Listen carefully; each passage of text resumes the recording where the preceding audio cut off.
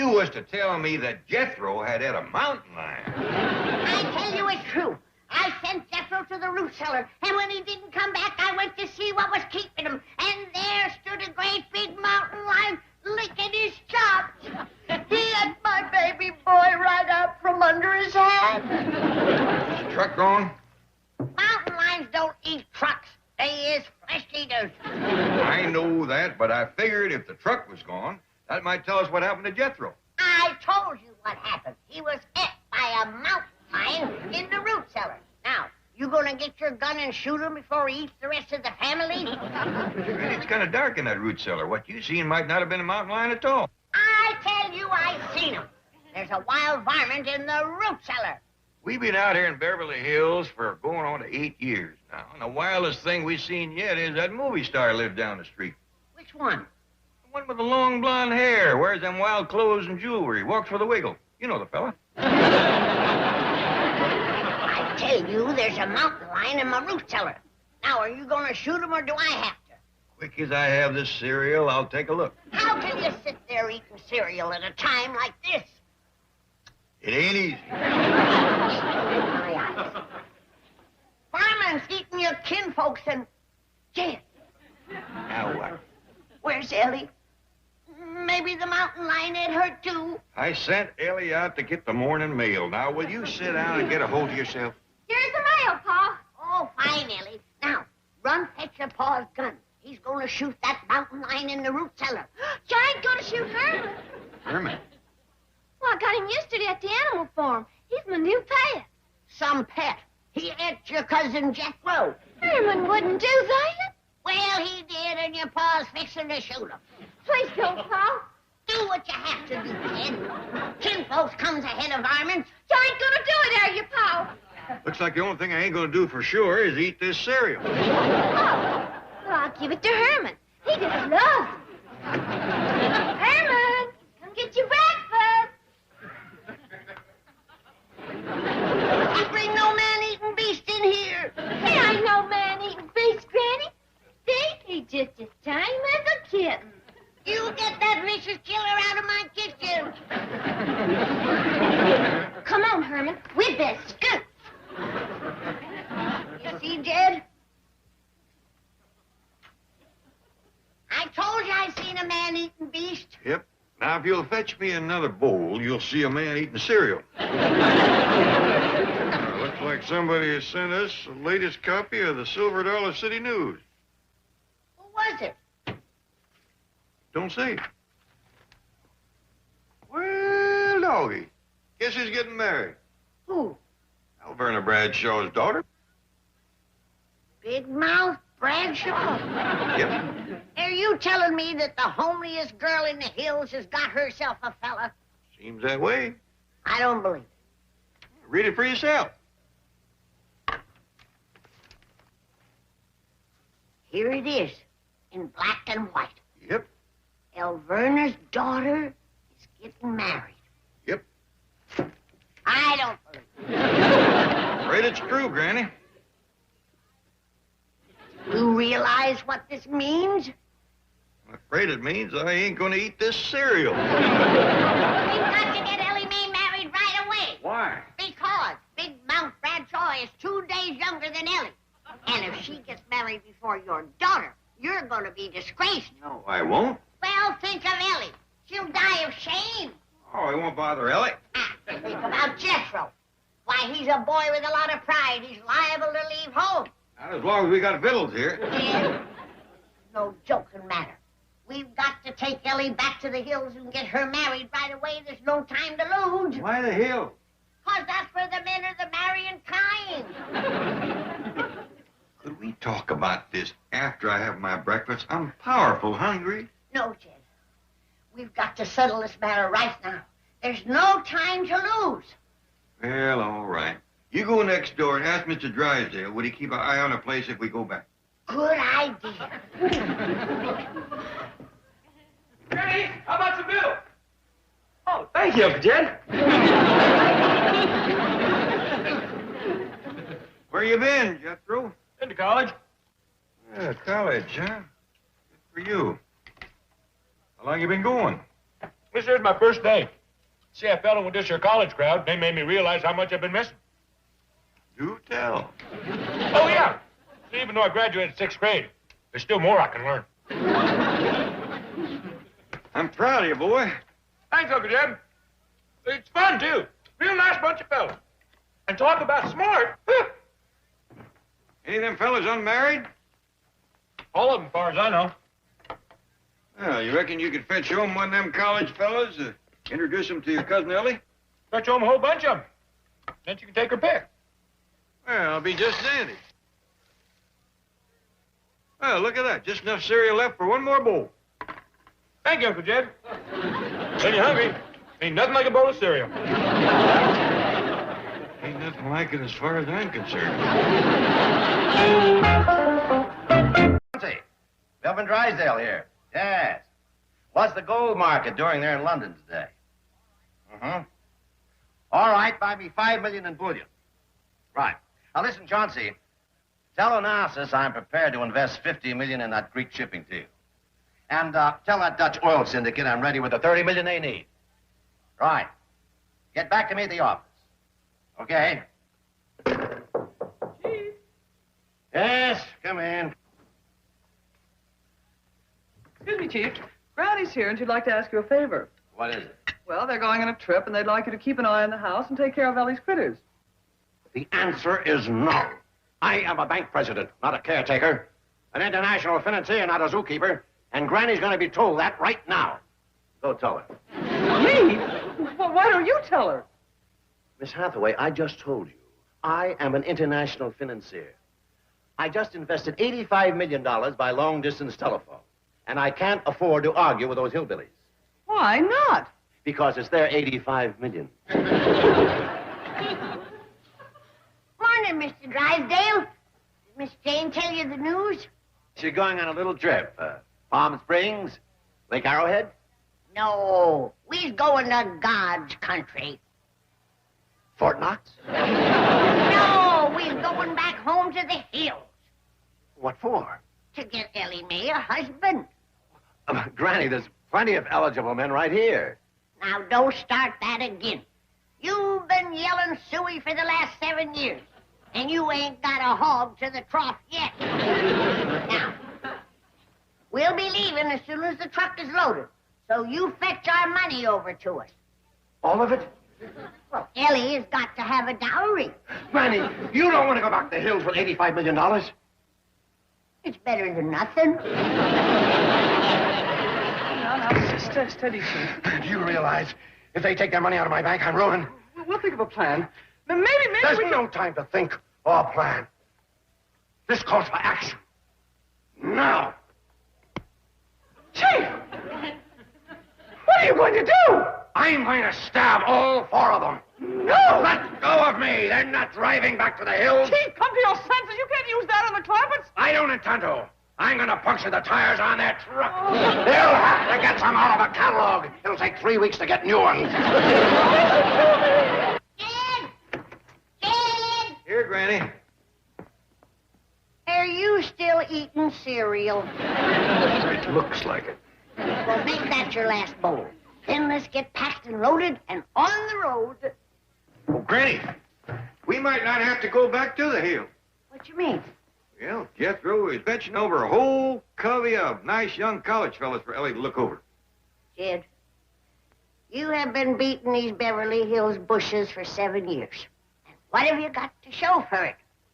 A bunch of beat-up bushes and an old maid daughter. Granny, I think we ought to keep an open mind about this.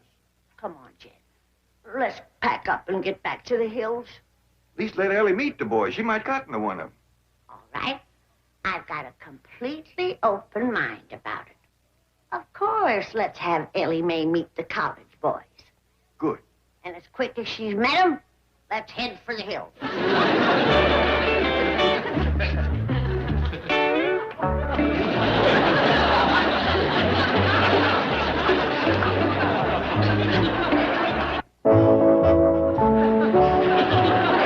Groovy place. All around. Jethro. He's his college student? Yes, sir. Fetched him right off the campus. Oh, this here's my Uncle Jed. Howdy. Hey, man. How are you? Oh. This here is Mitch. He'd been to 12 colleges. Ah, it's a dandy record. What all did you study? Study? They don't study. They protest. Well, what did they protest? Everything. You name it, they protested. They march up and down in front of the college holding signs. Well, how about you? Ain't you learning nothing? Oh, yeah. I'm carrying 3 subjects. Oh, good, good. What are they? Down with the dean, down with the faculty, and down with the regent. You walk around carrying signs, too, huh? Heck yeah. That's what college is all about. Well, don't you go inside at all? Starting tomorrow, I do. They's gonna let me bust down the dean's door and tie him up. Why are you going to do that? Because I'm part of the academic revolution. I'm fighting for intellectual freedom. I'm throwing off the shackles of the economic power structure and putting down you corporate entities and conglomerates. I have done solved my identity problem. I know where I'm going and who I am. I'm free to make up my own mind and do my own thing. And what is that? They ain't told me yet. I got a couple of things to tell you. Dad, Yeah, Granny? is them fine young college students you was bragging on here yet? Stay where you are. I'll be right there.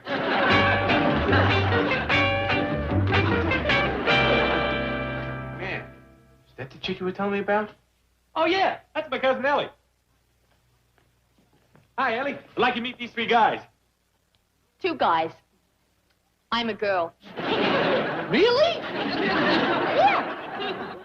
Oh, well, you want to swing? Cool. Okay, let's split. At last, a meaningful relationship.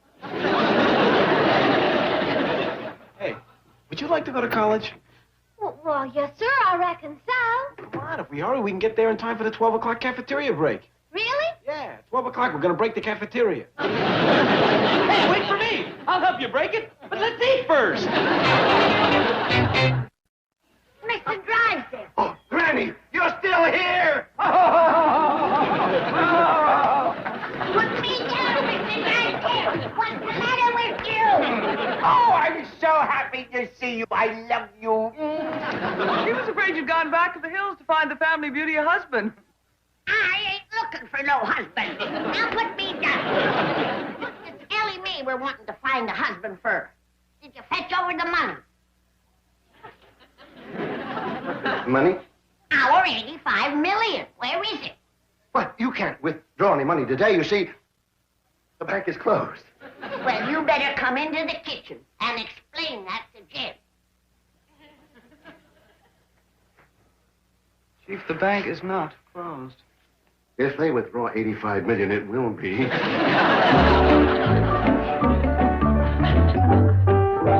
Jim! Not another bowl of cereal. That's right. Not another bowl of cereal.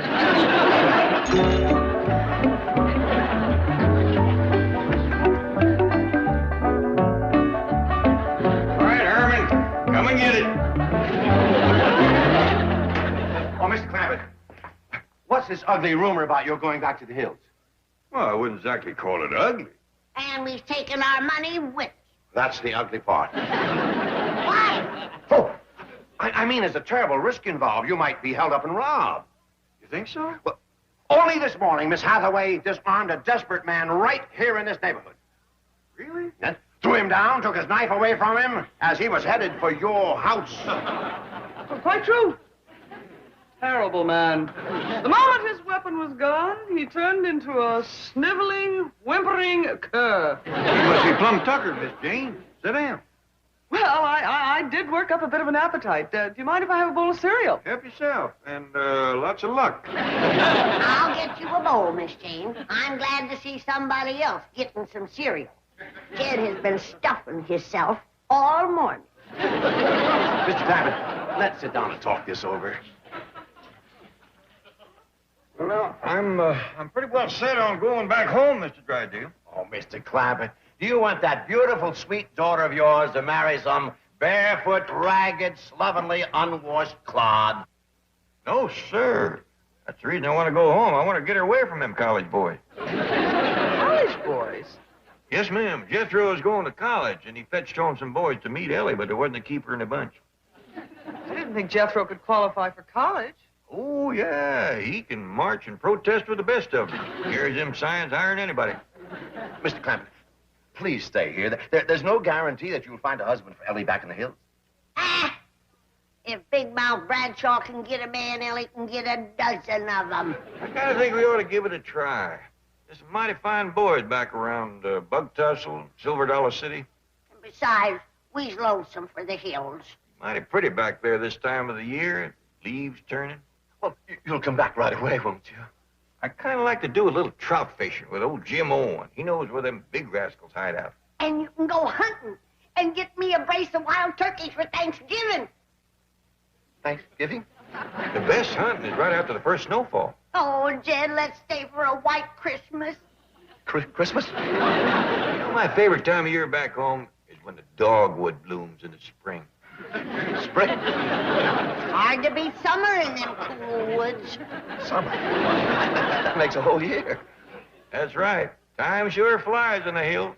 Yeah, a year would only tease us. Let's just stay there. Hi, everybody. I'm Paul. I'm a college girl now.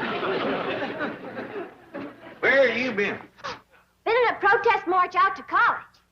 Don't draft me? Where did you get that? Well, I didn't have a sign to carry, so I took this away from a fella. What happened to your pretty dress? Well, I traded it for these groovy threads that I got at the Campbell Slop Shop. Slop shop. I think she means swap shop. Come with me. Where are we going? Back home to the hills. You are gonna beat Big Mouth Bradshaw to the altar. Hey, soul cousin. Did Ellie tell you about the raid on the college cafeteria? Wiped them out. Ain't got a bit of food left.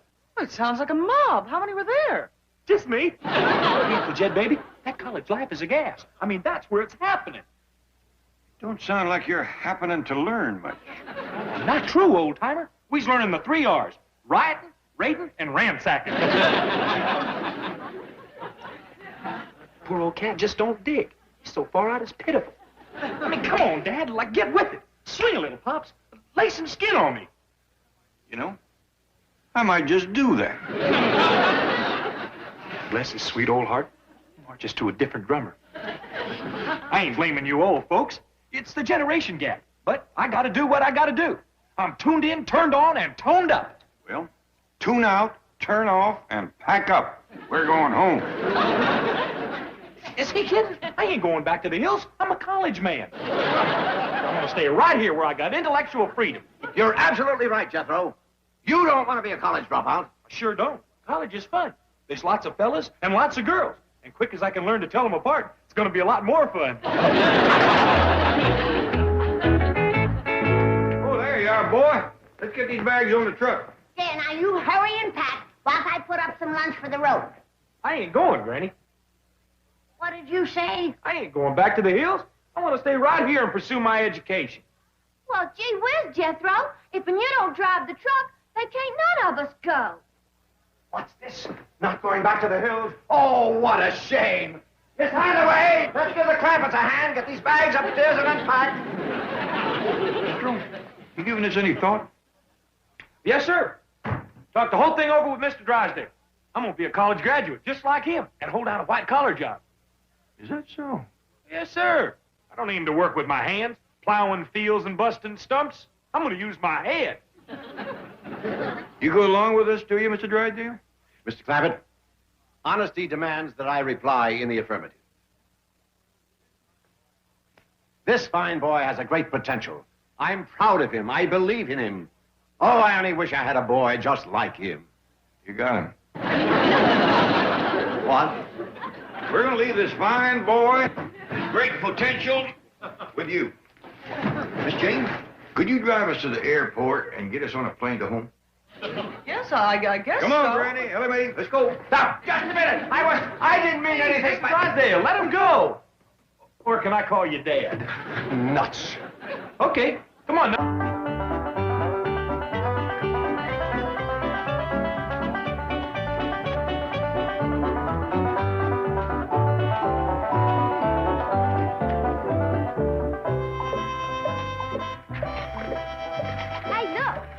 even to the city limits.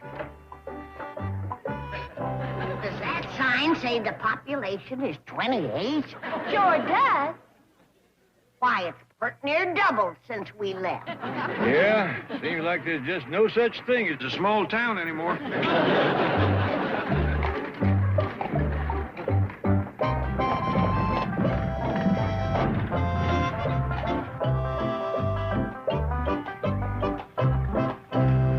Howdy, Shad. Howdy, Mr. Heller. Howdy. How's Molly? Fine and dandy.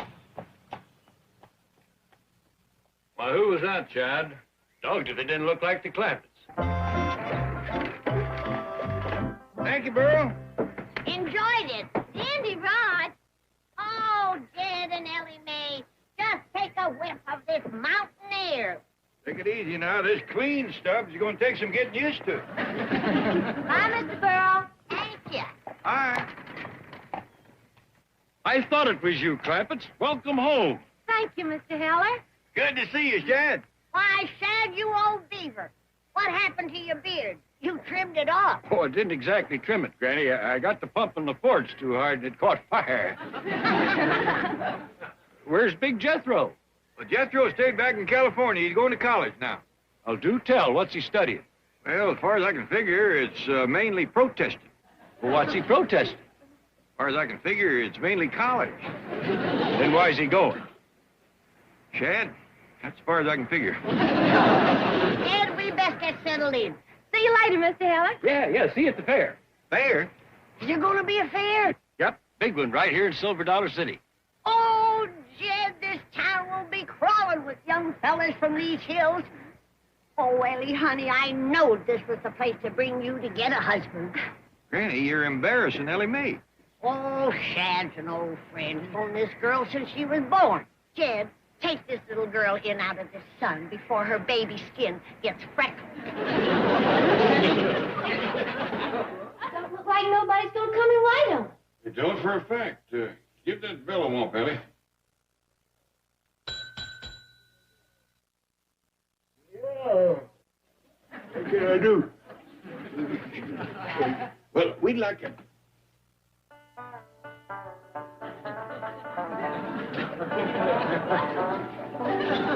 Ain't you Shorty Killen? Yeah. Ellie Mae, I used to go hunting with this rascal when we was boys. Shake hands with Shorty Killen. Howdy, Mr. Kell. Howdy, Ellie Mae. I know, 'cause I don't remember you being that short. I remember being this short myself. No wonder I'm sitting down. Yeah. Your face is commencing to come back to me now. Yeah. I remember you. You're Jed Clampett. No. Yeah, I am. No. I remember Jed Clampett. He's a much younger fella. Well, now, Shorty, you ain't seen me in 25 years. Yeah, they said. Jed Clampett. You old son of a gun. Oh, you fine and dandy. You ain't changed a bit. Neither have you. Where's you staying? Well, we'd like to stay here. You couldn't make a finer choice. Well, now, all we need is 2 rooms. Granny and Ellie can double up. 2 finest hotel rooms in the county's right upstairs above us. They faces on the main street. They've got a porch and a balcony. There's 2 dandy beds in the room. Perfect. We'll take them. There's already 2. But there's 2 rooms in the back. Not quite as deluxe, but comfortable. All right, we'll take them. They's took 2. What have you got? Jed, I'm afraid the fair has just got a swamp. The hotel is booked solid, all 4 rooms. Let me see if you can catch the buggy driver. We might need him. Oh, yes, sir, Pop.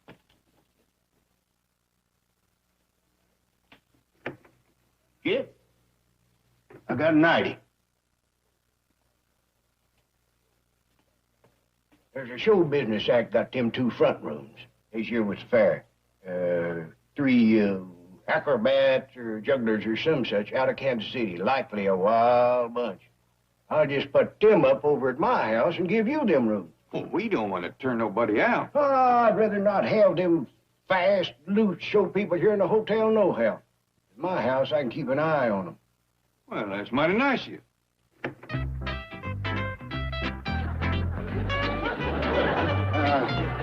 Hey, ladies.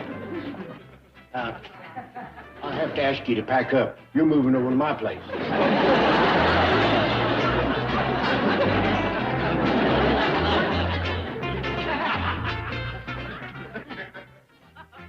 How'd you like to be gathering eggs and find them in the nest?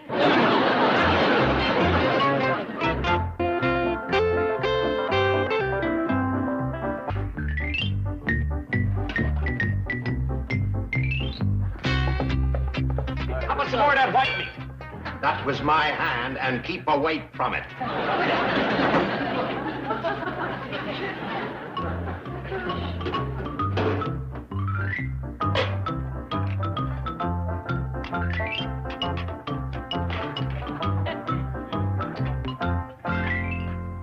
Here are your eggs. How about some ham to go with them? And some more biscuits, too. Nothing doing. I'm through cooking for you rotten kids. Look who's calling us rotten. This capitalist dog. Fascist swine. Reactionary fink. Now watch it, fellas. Don't call us fellas. This is a girl. No, Mitch. This is the girl. Big deal. Hey, can I have some more eggs? No, you can't.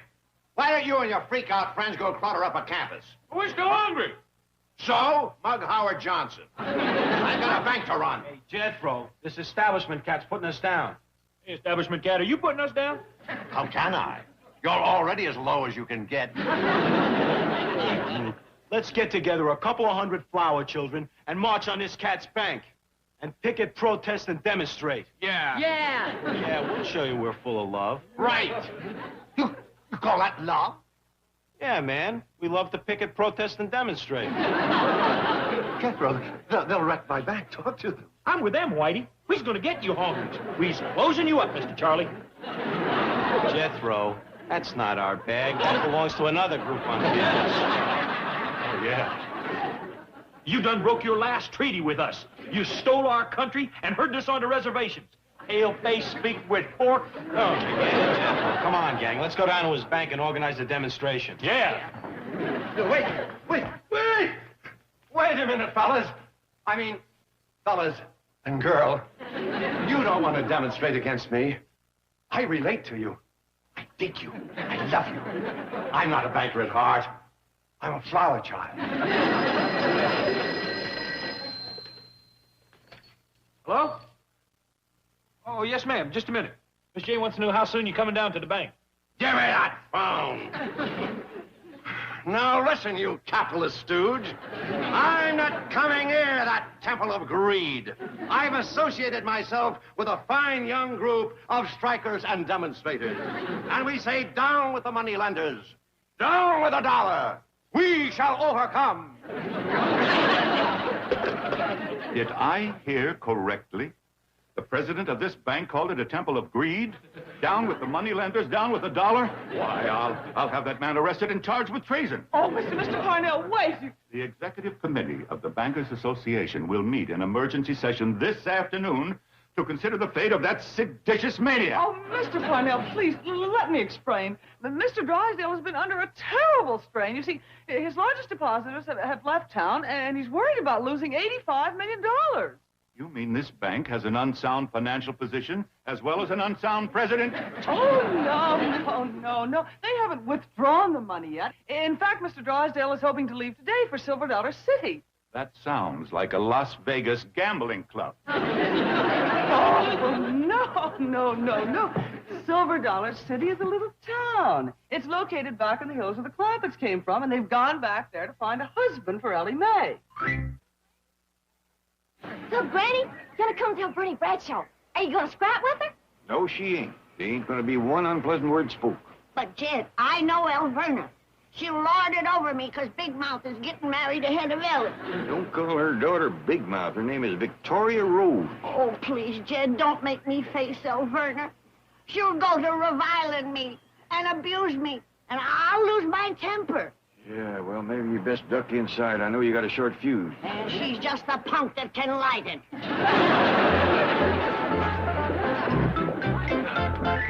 howdy, Alberta. Well, Jed Clampett and little Ellie Mae. Howdy, Miss Bradshaw. I thought I saw Granny with you. Well, yeah, she had a little shopping to do. Oh, I have too. I'm going to pick up some material for my daughter's wedding gown. Yeah, we heard about Victoria Rose getting married. Congratulations. Thank you. When the wedding gonna be, Miss Bradshaw? The 31st of this month.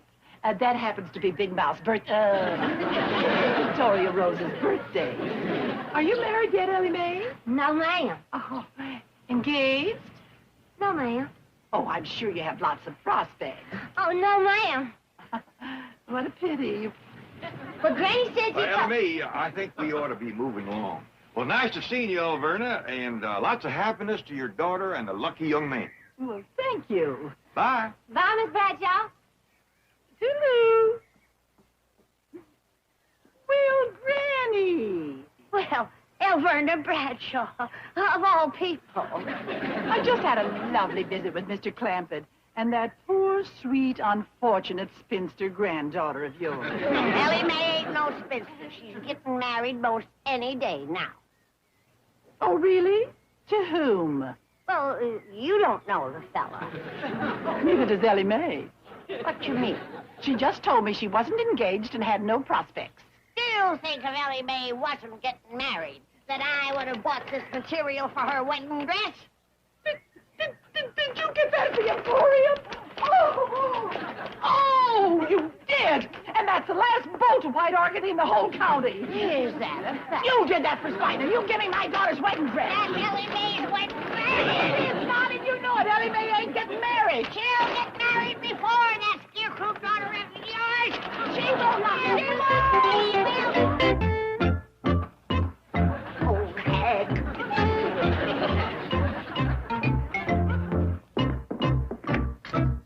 Hi, Granny. I don't want to talk about it. It's over and done with, so I don't want to talk about it.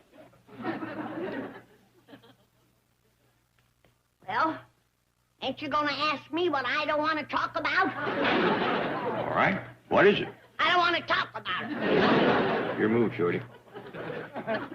She is the meanest, most spiteful woman that ever walked the face of this earth. And it won't do you any good to ask me who I'm talking about, because I wouldn't soil my lips with the mention of her name.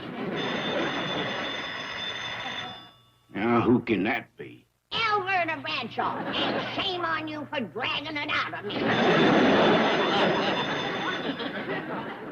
Now that it's out in the open, you and me has got to see that Ellie beats that big mouth Bradshaw to the altar. Our honor is at stake. I don't hardly think it is. Am I the only one in this family with any pride? No, but you're the only one who made a bet with Alverna Bradshaw. Where'd you hear that? All over town. You and Alverna drawed quite a crowd. You ain't gonna let me lose, are you, Jed? You and Alverna had no business making that bet. Well, there's just so much golden a body can take. Would you like to be called a mealy-mouthed liar? A prune-faced old bag? No, I wouldn't. Well, neither did she. I gotta leave for a few minutes. Would you keep an eye on the hotel? Be glad to, Shorty. Jed, you gotta help me win this bet. If I lose, Alverna Bradshaw gets to kick me clean to the top of Dewey Ball Mountain. Granny, you got nobody to blame but yourself. Oh, but Jed, Alverna's got a kick like a mule. And them sodbusters of hers is that big, with soles that thick. If she puts shoes on, she'll kill me. Ain't you gonna do nothing? Yep. I'm gonna write a letter to Jethro. Poor boy is out home there all by himself. Jethro is fine. Mr. Drysdale's looking after him. Come on, Mr. Drysdale, always wait. Beautiful, baby. You see? I told you I was one of you. A flower child. Now, you're not going to demonstrate at my bank now, are you? No, man, we couldn't bust a soul, brother. I guess we can throw those signs away. Oh, thank you, thank you. Well, what do you say we hit some schools? Hey, what about the military academy? No, man, those cats fight back. It's a girls' school on Wilshire. That's it. Let's go. I'll see you later. I want to write a letter resigning from the Bankers Association. How you swinging, Daddy? Skin. Huh? Oh.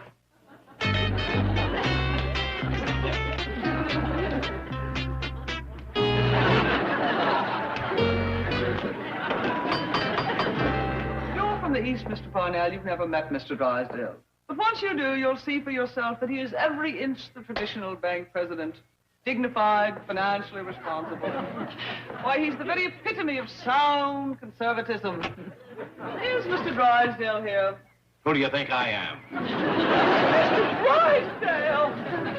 So, this is your conservative, dignified bank president. Who are you? Chief, this is Mr. Ben Parnell, the new president of the Bankers Association.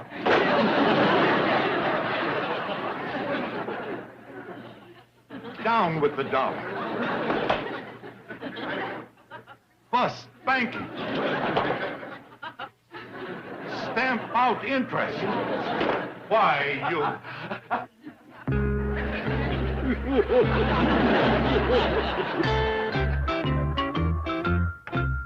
Oh, here you are.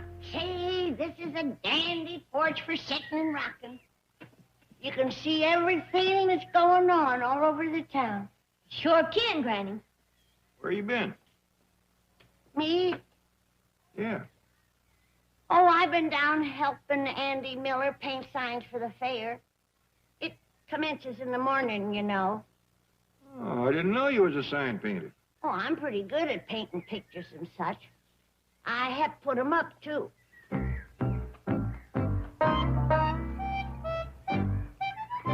Elverna Bradshaw by Granny? Why, that miserable little wretch! Oh.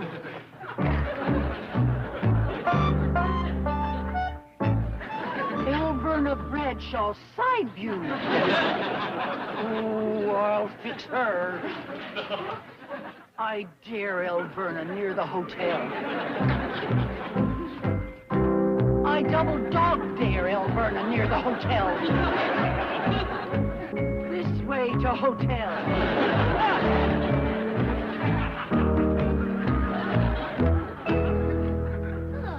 Ain't that Alberti Bradshaw heading toward the hotel? Sure enough is. Wonder how come? Oh, I hope she ain't coming to pick a fight with me. If she does, Granny, you can bust her foot. And she can't keep you up, Dewey Ball. Ain't gonna be no fight, is there, Granny? Oh, saints preserve us, no, Jed. Unless the woman provokes me to the end of human endurance, I'll speak only words of kindness to her. That's a spirit, Granny. Here I am, you miserable little knothead.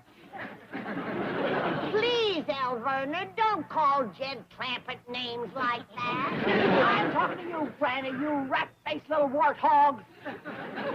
She's provoking me, Jed. True. But remember, a soft answer turneth away wrath. Blessings on you, Alverna. You come down here and I'll bless you from one end of town to the other. You chicken-livered, yellow-bellied little runt. She provoked me again, Jed. She did for a fact. Peace on you, Alverna. I'll take a piece out of you, you little buzzard. She done it again, Jed. Dogged if she didn't. She mean Marcy one more time, I'm gonna have to turn you loose. May the bluebird of happiness flutter over your head, Alverna. Are you gonna come down here or do I have to come up and get you, you sniveling polecat? That did it, Granny. Go get her. Okay, busted foot Bradshaw, here I come.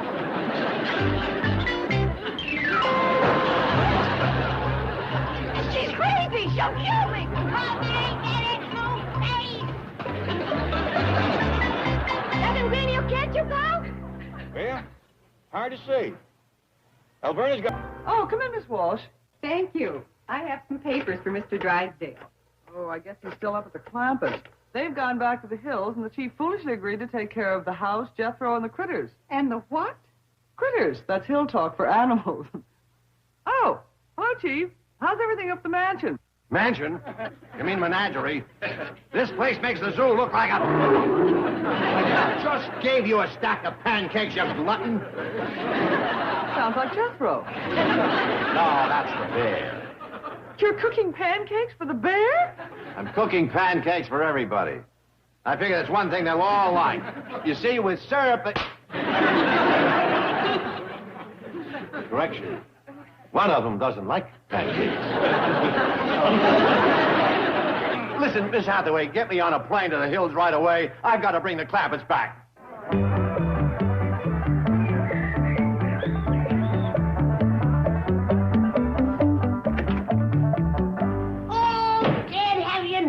Folks is commencing to gather for the fair. Yeah. Where's Ellie Mae? I don't know. Why?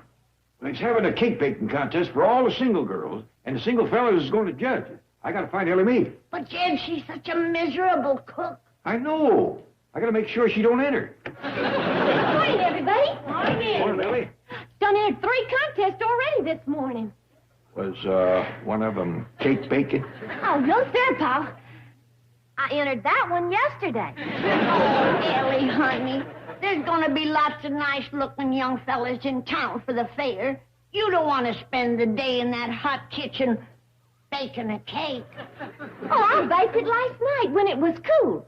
All I got to do now is decorate. What other contests did you enter, Ellie Mae? Oh, basket weaving and post hole digging and barn raising. Jed, what are we going to do about that cake? Well, them other contests might help us. We could hide it in our basket, bury it in the post hole, and raise a barn over it.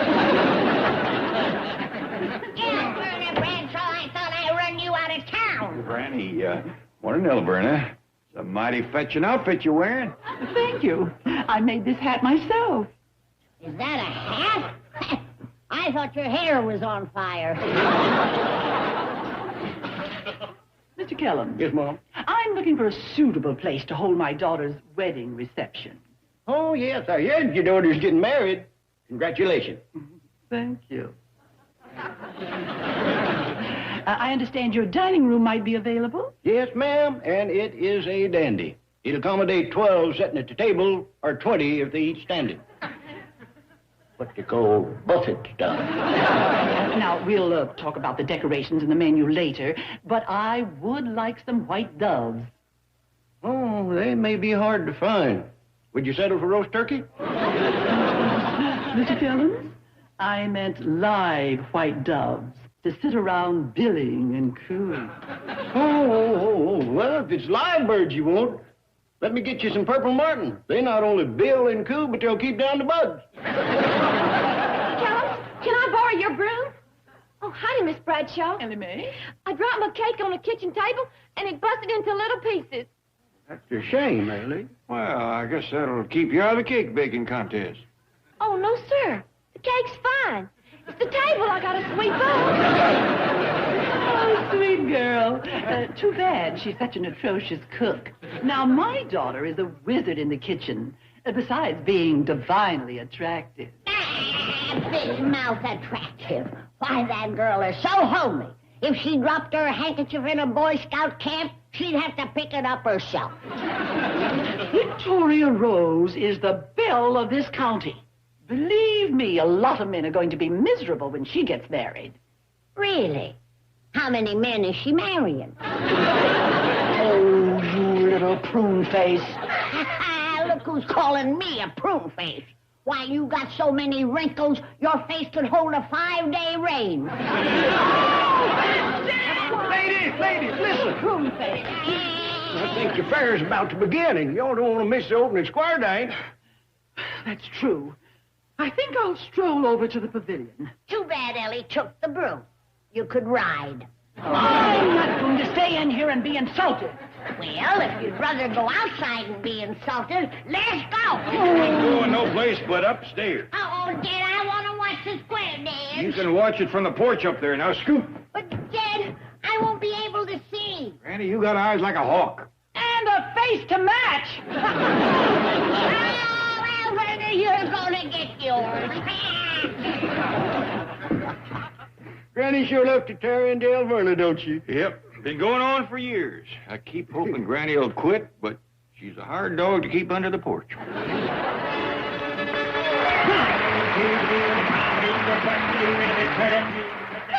they've already started the square dance. The fair's about to commence. Hi, doggies. Nobody calls a square dance like old L.D. Keller. Surprise and keep the door of my little lady home dance by swinging everybody dance.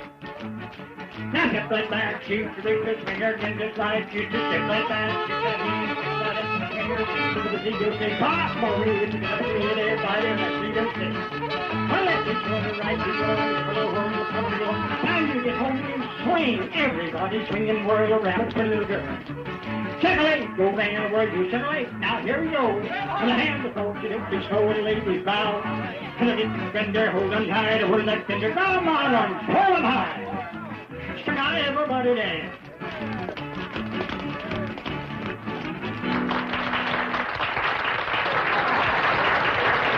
Well, now the fair is officially open. Come on, Ellie. Let's go pick you out a husband.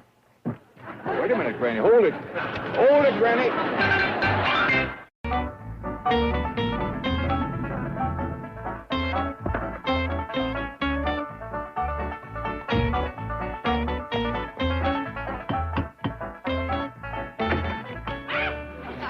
Only me, Miss Hathaway. Come in. What is the idea of the gorilla suit? The law of the jungle, the survival of the fittest. What do you mean? I'm looking after a bear, a mountain lion, a chimpanzee, and other assorted wild animals. They fight over the food. If I don't scare them, I don't eat. Well, that should certainly intimidate the fiercest beast. Well, there's one it doesn't phase. Oh, you've never heard such vicious snarling and growling. No other animal will go near the food until it's finished feeding. Is it? It's a Jethro, that's what it is. Talk about king of the beast. Next to that kid, a lion's a pussycat. Did you reach the Clampetts back in the hills? Yes, I just spoke to Granny at the hotel back in Silver Dollar City. What's the news? Well, I have good news and bad news. Granny says they're not coming back. They're going to stay there and get Ellie Mae a husband. And after she's married and settled down, the whole family might stay there. Oh, boy. Okay, now let's hear the good news. That was it. That was the good news? Wait till you hear the bad. Forget it. You couldn't possibly top what you just said. Granny wants you to send them their $85 million. You did it.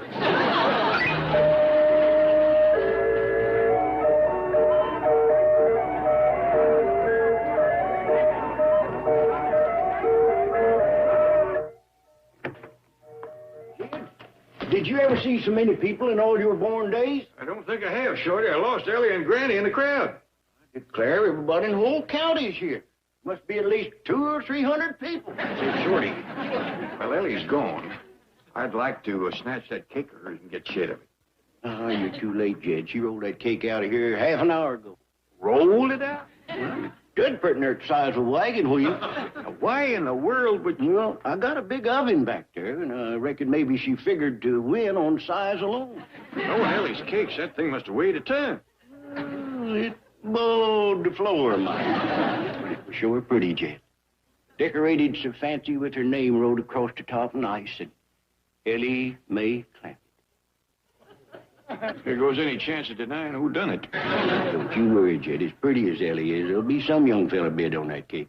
Just so you don't bite on it. I wonder where Granny and Ellie went. Oh, I recollect Ellie saying she'd entered basket weaving. Maybe they's there.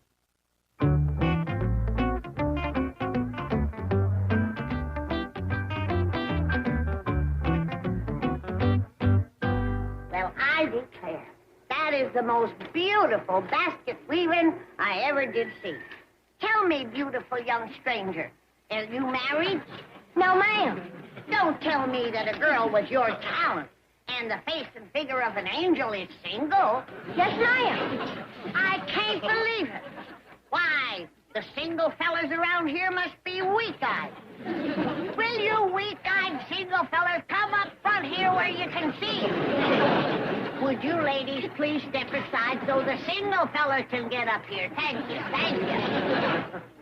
Now, tell me, beautiful, blonde, young, single lady, where you from? Pine Bluff. I was talking to this beautiful, blonde, young, single lady that's weaving this basket. Where you from, darling?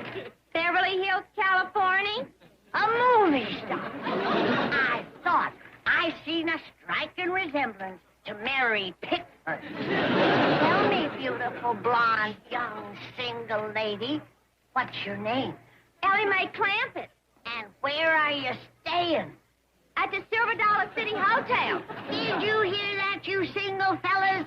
This beautiful, blonde, young, unwed stranger is staying right here amidst you. Stranger? What are you trying to pull? Ho, ho, ho! You know very well that this girl is your daughter. Come on, stranger, let's get out of here.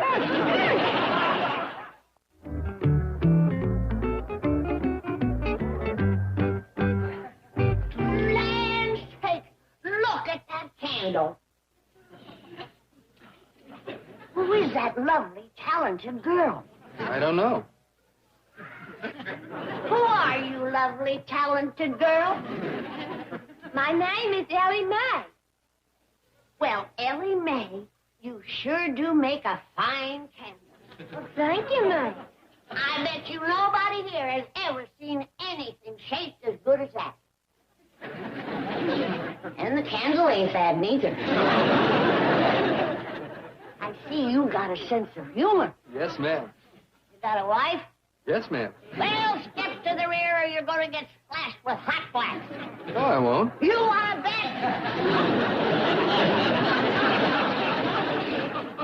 When did you learn to make candles, darling? When I was 10 years old. Did you hear that? She's only been making candles for 4 years. Oh, I bet your husband is proud of you. Well, I ain't married. Did you hear that, folks? This beautiful, talented, teenage, candle-making love goddess ain't married. I bet you single men is astonished. Will you single men raise your hands and show your astonishment?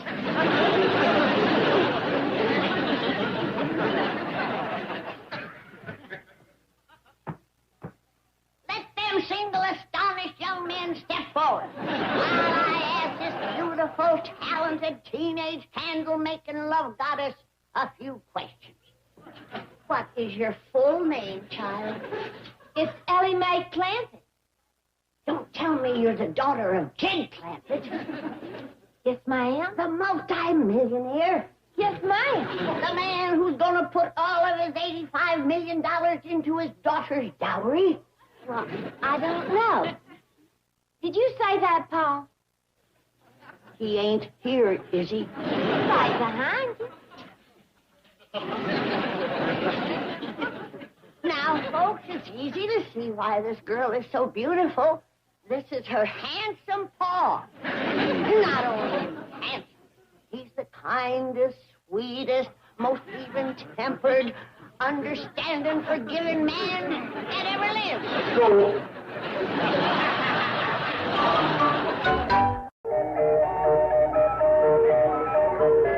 This is the handsome millionaire father of the beautiful blonde, single, teenage love goddess over in the candle shop. Kid, did something happen, Granny? Not yet, but it's going to. She don't stop showing Ellie Mae around this fair like she was some kind of a pet hog. Hear that, Shorty? He called his own lovely daughter a hog. Granny. No wonder I have to work so hard to get the poor girl a husband. Granny, I'm just about of a mind to take you upstairs and lock you in your room till the fair is over. Oh, please, Jed. You wouldn't do that to poor old Chick Allen. Chick Allen? What's he got to do with it? Well, I promised to help him sell his mountain medicine. You know, like his yarbs and his roots and his berries and such. You did? And Chick depends on that for his living. And my professional endorsement would help him a lot. I'm a doctor, you know. I sure would like to see you help Chick Allen sell his medicine. Thank you. But you promise that's all you'll sell?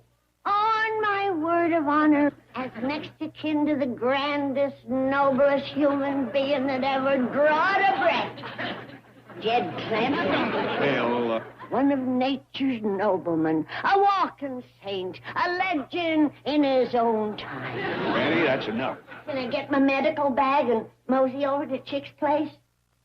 Okay.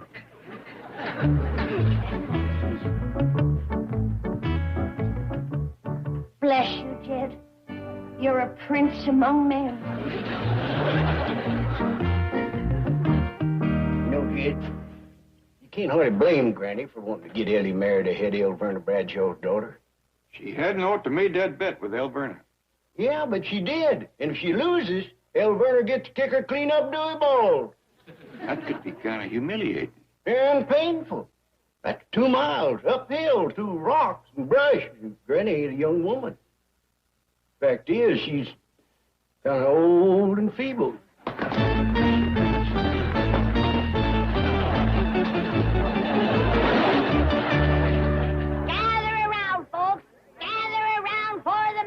Show. Step right up here, right up this way. Now, seated before you is the famous Indian yarb specialist, Chick Allen, a living testimonial to the health-giving powers of his own potions and elixirs. Now, nobody knows how old this man is, but he has been gathering berries and roots and yarbs in these hills for hundreds of years. Now, you might think that a man this old couldn't budge out of that chair, but you are wrong. Chick is gonna give us a dance, accompanied on the fiddle by his grandson. Right this way, old-timer. Get your grandson up. That's the feller, that's it. All right, let's go.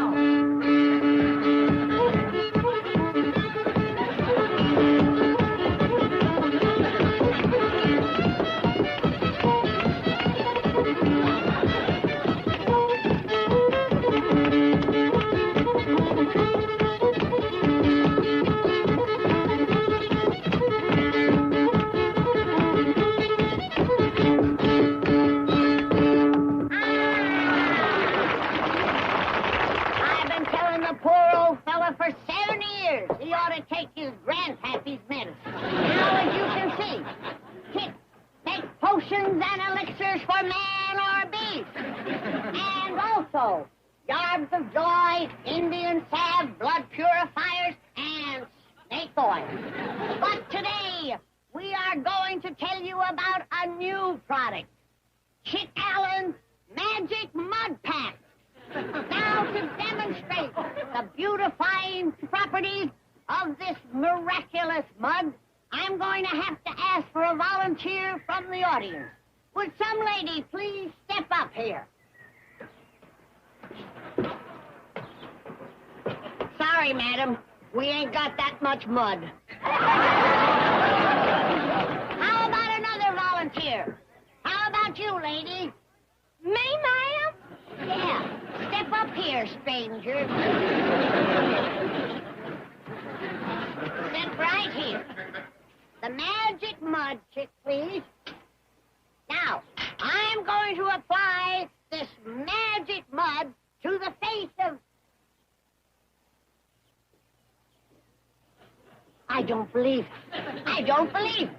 Why, this face can't be improved. Never in my 70 years of doctorate have I seen such a beautiful complexion as I see on the face of this magnificent creature. What is your name, magnificent creature? Ellie Mae Clampett? Well, congratulations, Mrs. Clampett. Well, it ain't Mrs. It's Miss. Did you red-blooded bachelors hear that? This beautiful, gorgeous young thing with the perfect features and figure to match ain't married. Oh, you're at it again. Folks, I'm Elverna Bradshaw. Oh, bless you, madam. Another volunteer. And I want to tell you... And this one needs all the help he can get. You know... there's a fair going on out yonder. Biggest crowd you ever seen. People from everywhere. All kinds of excitement. Music playing. Kids are yelling. Dogs are barking. Balloons are popping. All Ned's busting loose out there, and you want to go fishing. Yep. I don't blame you. Where you going? I ain't decided yet. Jim Owens says they're taking some mighty big trout out of Lake Taneycomo. But Harold Ensley says the bass is biting on Table Rock. Well, Table Rock's a heap closer. Must be a good 12 miles down Taneycomo.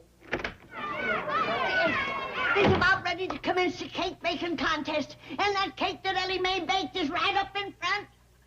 Taneycomo it is, Shorty. What's he talking about? I think he wants to get as far away as he can. Clampett, you get into your good duds and get over there and buy that cake that Ellie Mae baked. I don't want that thing. That ain't the idea.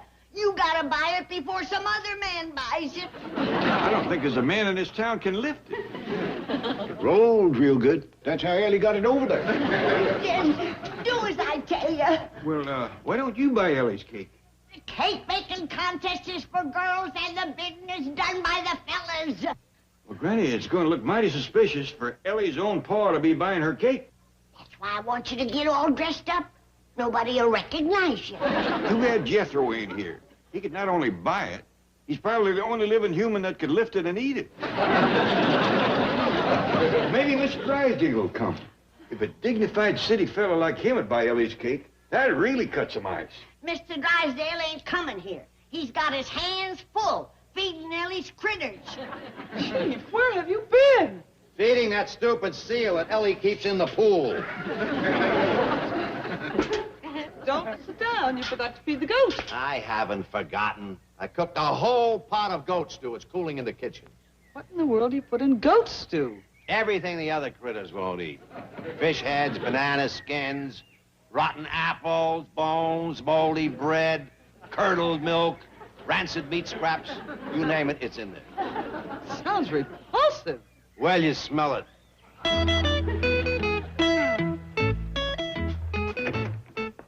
Oh, greetings, Jethro. Howdy, Miss Jane. What happened to the goat stew? I ate it. You ate it? Yep. Mr. Drysdale, I don't want to hurt your feelings, but your cooking is pitiful. That goat stew didn't even taste like goat. Jethro. You could have cooked a pot of garbage and taste as good as that. You know something? This letter from Uncle Jed has got me a mind to go back to Silver Dollar City and join him, Granny, and Ellie. But Jethro, don't... They is eating high on the hog, and I'm eating low on the goat.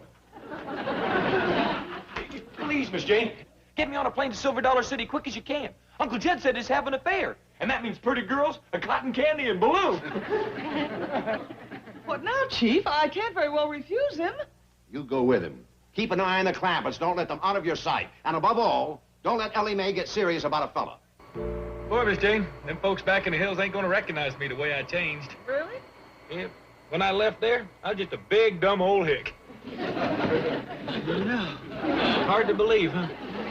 It fairly boggles the mind. Have them little old country gals eating out of the palm of my hand. They ain't never heard the kind of racist stories that's told in Hollywood. Probably not. Sure wish I knowed one. Well, I'm afraid I can't help you with racy stories, but I do know a rather amusing riddle. Let's hear it. Well, it's not my sister, it's not my brother, yet it's a child of my father and mother. Who is it? I give up. It's me! Oh, boy, that's a beauty! Hey, miss, would you like to hear a dandy riddle? Why, yes. It's not my sister, it's not my brother, yet it's a child of my father and mother. Who is it? I give up. It's Miss Jane here! She didn't laugh too hard. You reckon she's heard it before? Not the way you told it, no.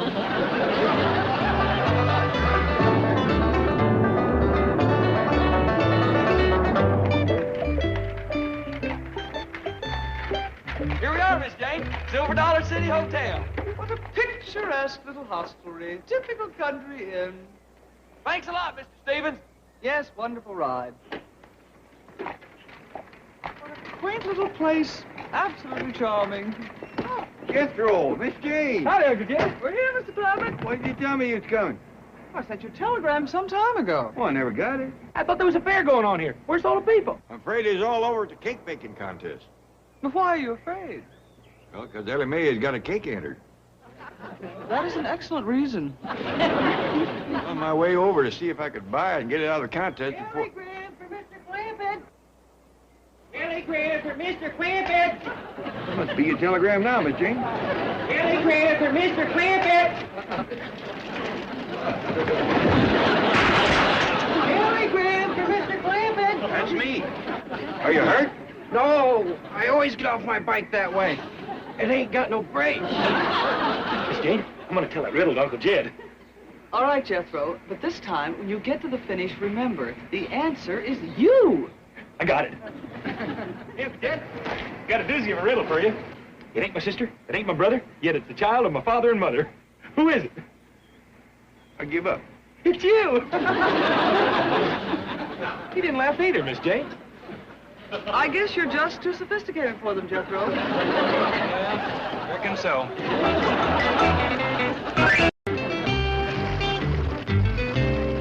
And there's the mill. Yep. That's where the folks brings their corn and such to be ground into meal. Would you like to see the inside? Oh, I'd love to.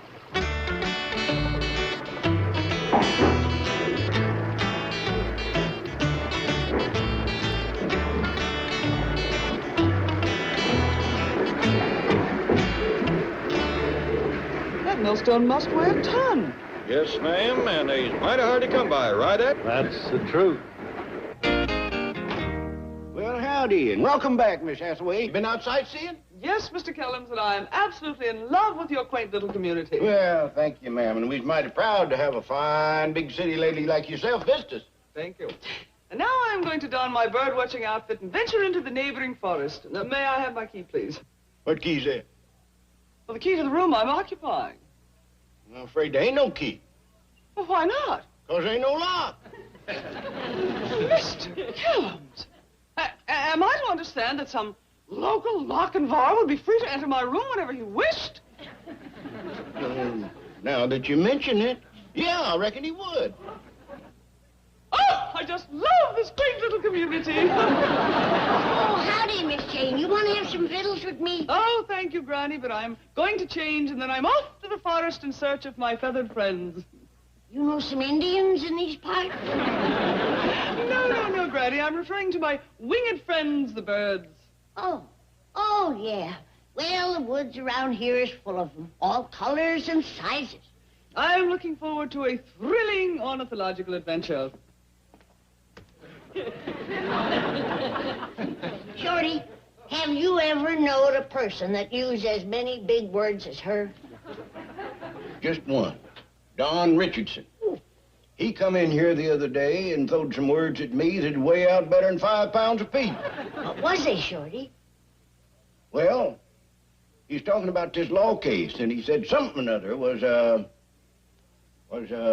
incompatible overt offense. Them is heavy rascals. Hey, Granny. Sure is good to be eating your victuals again. Jethro will know what them big words means. He's been plumb through the 6th grade. What words is that? Incompatible overt offense. Ah, that's easy. All you got to do is break them words down to their root meanings. Incompatible overt offense. What does it mean? Means you come in and pat a bull, and you better get over the fence. What did I tell you, Shorty? He's a great one.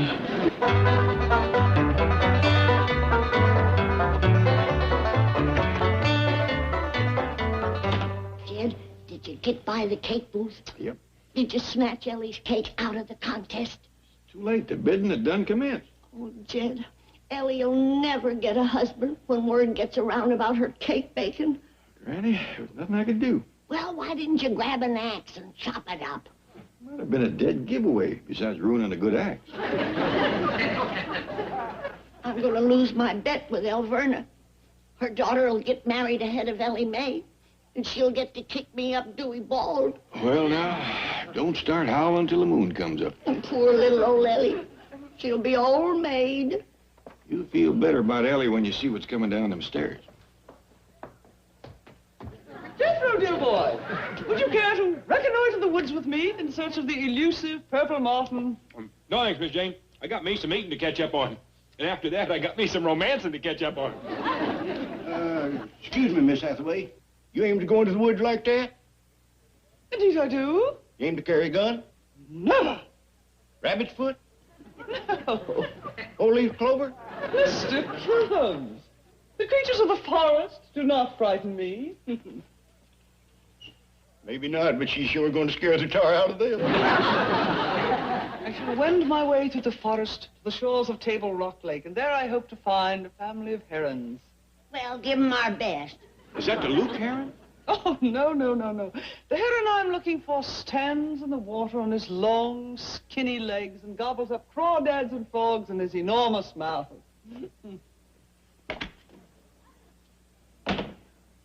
Well, if that ain't Luke Heron, it's his twin brother.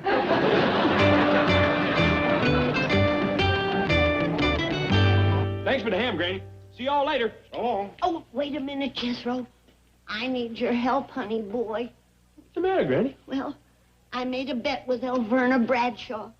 And if her daughter Big Mouth gets married ahead of Ellie, Elverna's going to get to kick me clear to the top of Dewey Bald. Why, that's right on the main road where everybody can see it. That's right. And Elverna will make sure that everybody knows. There'll be hundreds of people there watching, maybe thousands. Why, just like a sideshow. A circus, a regular carnival. Oh, bless you, Jethro. You're a sweet, sensitive, darling boy. I know you love your old granny, and you're going to do something about it, ain't you? You bet I am. I'm going right over and talk to Paul Davis.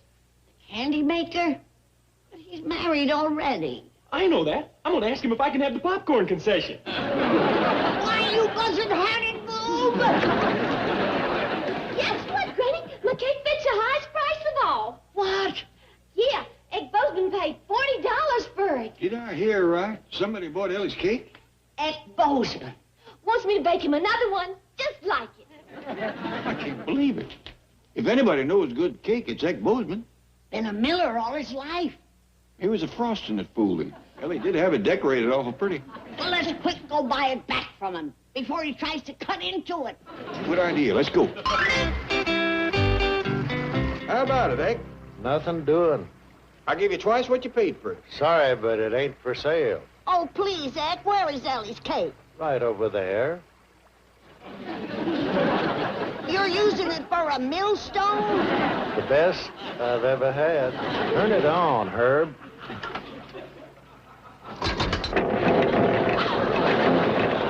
Look at that rascal chew up corn.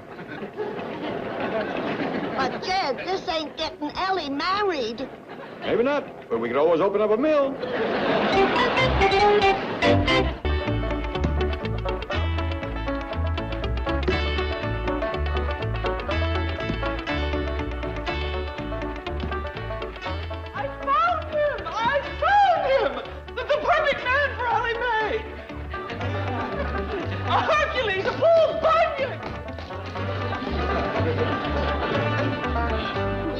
Too long to fetch Ellie Mae back to the hills to get a husband. All the good boys is took. Now, Granny, there's still some fish left in the creek. Name me one. Granny! Mr. Clampett! Miss Jane is running like the devil himself is after. I was worried about her going in the woods dressed like that. Like as not, somebody mistook her for a revenuer. Oh, everybody knows there ain't no girl revenuers. Yeah, but not everybody knows she's a girl. What's the matter, Miss Hathaway? I think I found a man for Ellie Mae. Whereabouts? In the forest, he was chopping a tree. Maybe a bear chased her. Or a mountain lion. In the woods. I saw him just right for Ellie. An Adonis, a Hercules, and Apollo. Oh, please, Miss Jane, she's got enough critters now. You don't understand. He was cutting down a tree near the lake. You don't need another beaver. I am talking about a man. That she needs. What a man? A veritable Greek god. Great. You mean Don Richardson? No, his name is Matthew Templeton. Oh, I tell you, he could have stepped from the pages of A Shepherd of the Hills. Young Matt, reincarnated, a blonde giant. Where is he? Where is he? He's on his way. I invited here to meet Ellie and the rest of you. Did you tell him that Ellie was looking for a husband? I put it a bit more subtly. I told him I knew of a divinely beautiful young lady who had come back to the hills to find the right young man and get married. And that didn't scare him off? Oh, prayer. He seemed most interested. He agreed to come to town as soon as...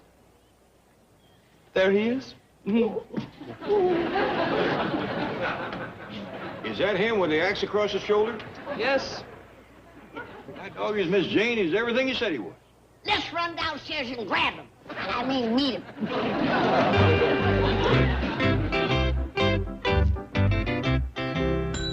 Hello? Anybody around? Yeah, Where? right here. Oh, howdy. I'm looking for someone I met in the woods. Mr. Templeton, so good of you to come.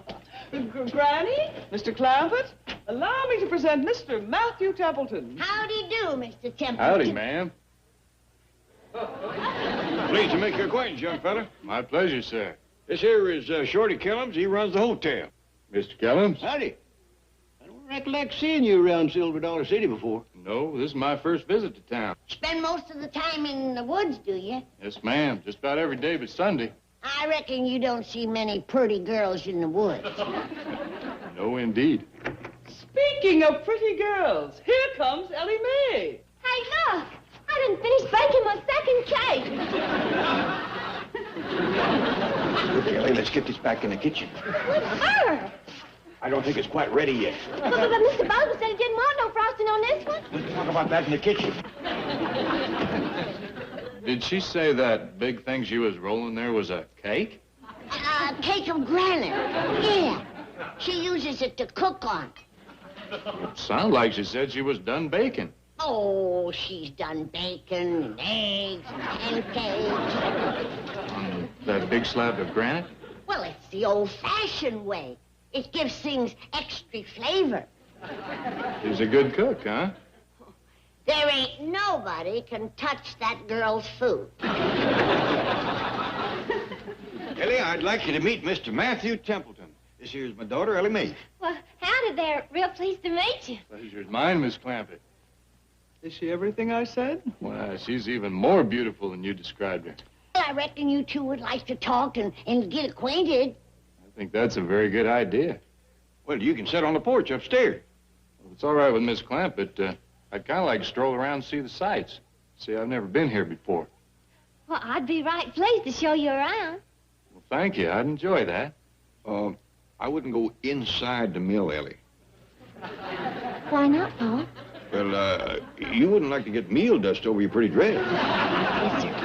Oh, well, now you two just take your time and have a nice visit. Will you join us for victuals when you get back? Well, thank you. I'm afraid I'm not dressed much like company. Oh, he looks just fine, don't he, Ellie? Yes, ma'am. He sure does. Bless you. Let's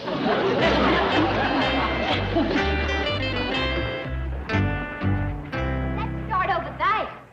Fine with me. Oh, Miss Jane, we'll be beholden to you forever and ever. You found the perfect husband for Ellie Mae. I certainly hope so. Oh, he's wonderful. Big, strong, handsome, hard-working hill man. But apparently quite cerebral. Oh, well, you can't have everything. You know something? Anybody that helps one of these rascals 6 days a week is all man. I'll bet he could even whoop Jethro. More important, he might be able to whoop Ellie. Well, I'm off to the forest again. I'm hoping to find myself a yellow-tufted, broad-backed, wood-dwelling pippin. I don't believe I've ever seen one of them pippins. One just walked out with Ellie.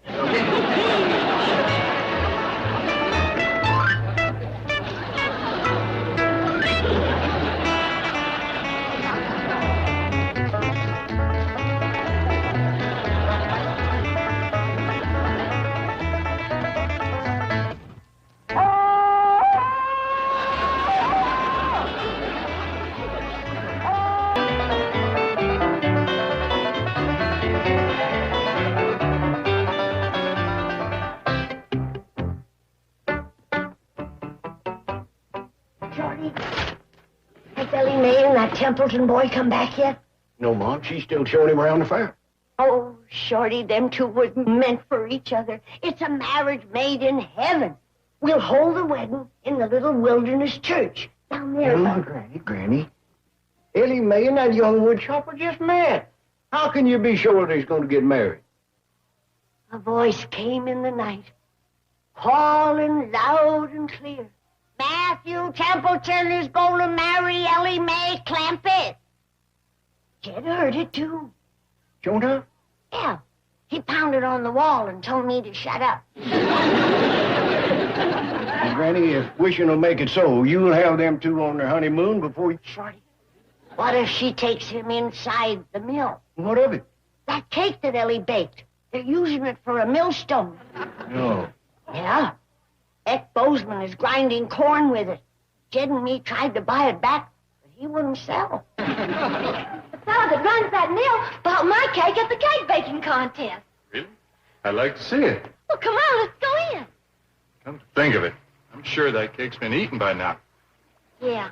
Reckon you're right. Granny says that fellow makes the finest brooms in D.C. or Hill. I've heard that the best wedding present for a new bride is a new broom. Granny says that, too.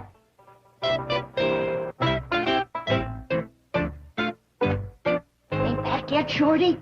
Not yet, Granny. Oh, good. That young wood chopper's in for a treat. I got a brace of possums in the oven.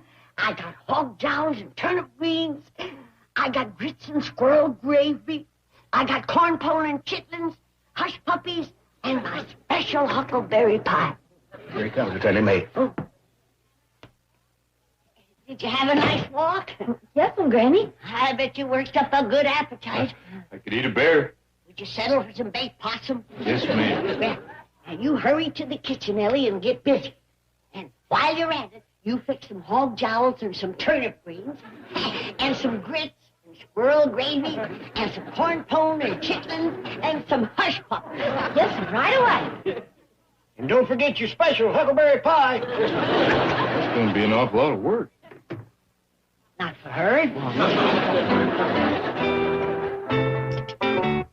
That's the best huckleberry pie I've ever tasted. Thank you. For Ellie, she don't like to take credit for nothing. Oh, gee whiz, Granny, Ellie, clear the dishes, sweetheart, and leave the kitchen spick and span as always. Yes, Granny. What a housekeeper. What a cook. Oh, that was just a snack. Why, she would have fixed more except for all them babies she has to look after. Babies? Oh, not hers. You see, Ellie is so good with young'uns that all the mamas in town who want to go and see the fair leave all their babies with Ellie. I see. Why, she can take care of a dozen babies and make clothes for them at the same time. She loves it so. Especially the beautiful material that she weaves herself. What a remarkable girl. She cooks, sews, keeps house, takes care of babies. The fellow that gets her is going to be a mighty lucky man. Speaking of that, Mr. Templeton. Call me Matthew. Speaking of that, Matthew, I'm going to cut right through the rind and get to the milk. Would you be interested in marrying Ellie Mae? Indeed, I would.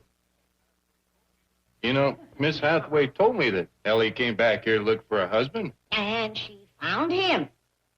Well, I'd be proud and honored to be the man who marries her. Long distance all the way from California, Mr. Drysdale. Dad, you call, Mr. Drysdale? Send Jed's money right away. Ellie's getting married and she needs a dowry. Ellie's getting married. I sent Miss Hathaway back to to take care of that. Oh, she did. She's the one that found the feller that Ellie's going to marry. Ah! That secretary of yours is a real go-getter. In fact, Miss Jane done so good for Ellie, she's out in the woods now trying to find a man for herself.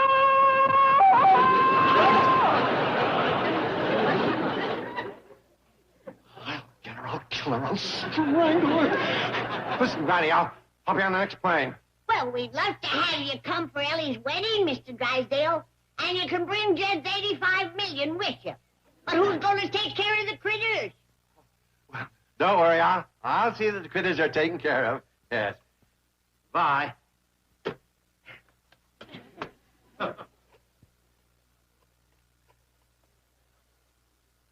Give me the number of the zoo. I fed those rotten, spoiled animals for the last time. Hello, Fairchild. No, I wasn't talking about you, you sweet, wonderful dear. Well, I love you, too. Would you like some din-din?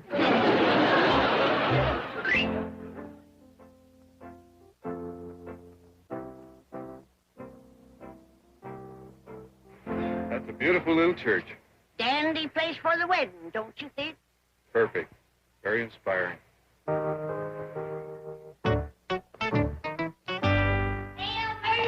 What is it, Granny? I'm very busy with details of the wedding. I suppose you've heard that my daughter's getting married, haven't you, Jethro? Oh, Elverna, this ain't Jethro. This is Matthew Templeton. I thought Jethro had changed. Matthew, this is Elverna Bradshaw. How do you do? Hello. He's the man that's going to marry Ellie Mae. What? Is that true? Yes, ma'am. We've just come from the church where the ceremony's going to be. Is that true? Yes, ma'am. A day or so before your daughter's wedding. Is that true? Sooner the better. What's the matter, Elverna? You look a mite green. No, I'll be all right. I don't believe I've met your future son-in-law. What does he look like? Robert Holloway, he very much resembles Mr. Templeton here, except he's taller and broader through the shoulders. Oh, he and Victoria Rose make such a handsome couple. In fact... Granny, look what I found in the forest. He's no Adonis, but finders keepers. Let go of him. Robert Holloway, what happened to your glasses? This lady was pulling me through the woods, and I ran into a tree. Oh, you schnook. Is that you, Victoria Rose? Oh, Sweetheart? no, it's your future mother-in-law. Oh, Mother Bradshaw, of course it's you. I didn't see you. Oh, get into the bucket, you nitwit. Oh, of all the humiliating experiences. I'll be the laughingstock of the entire community. Why, Mother Bradshaw? Oh, shut up. Thank you, Mother Bradshaw. To you, too. Get out there. Oh, dear. Mrs. Bradshaw's in an absolute rage. Yeah. You know, I think maybe this is the happiest day of my life.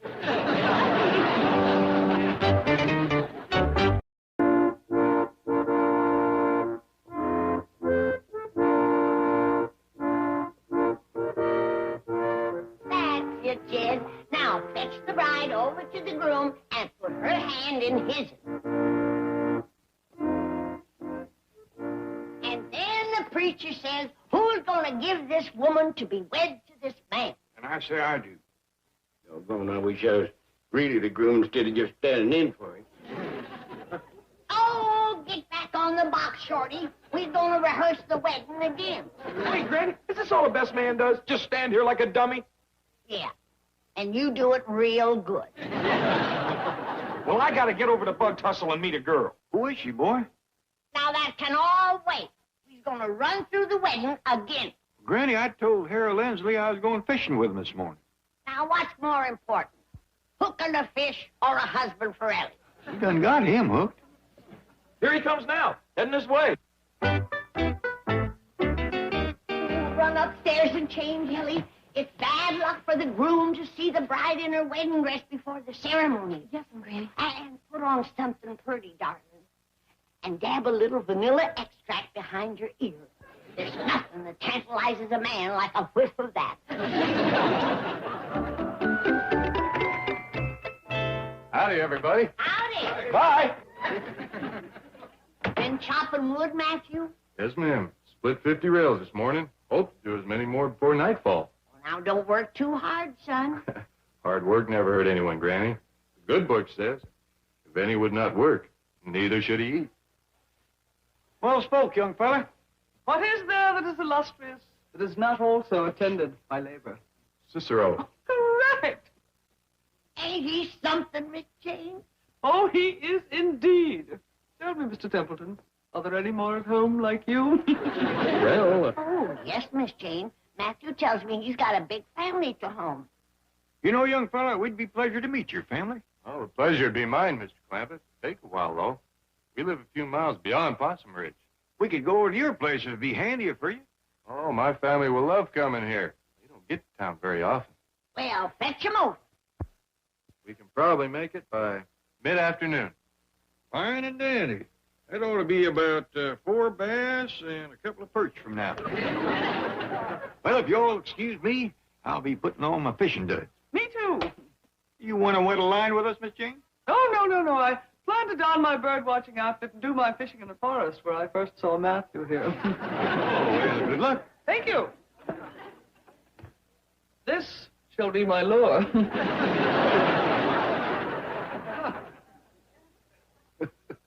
You know, with bait like that, she could go a week without a nibble.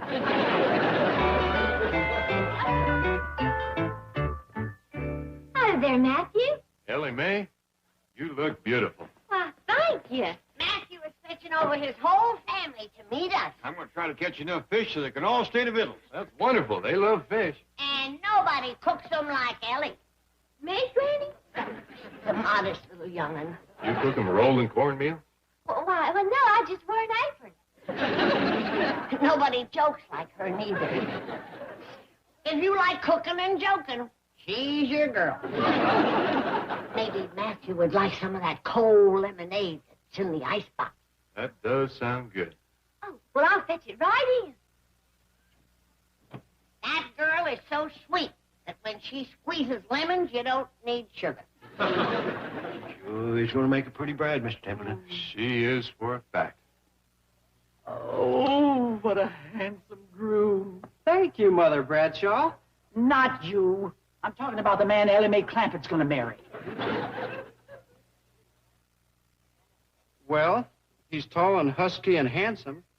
But other than that, he doesn't look like much. Go wait in the buggy. Yes, ma'am.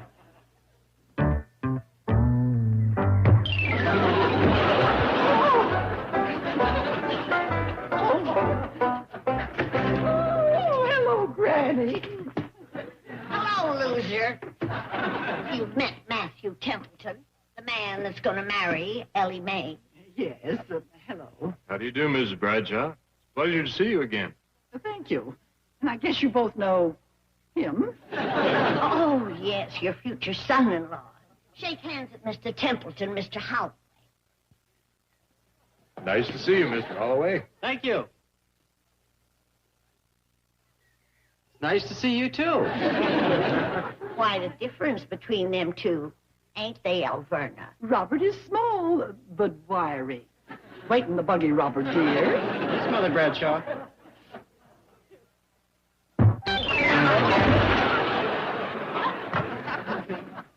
You must have forgot to wire him this morning.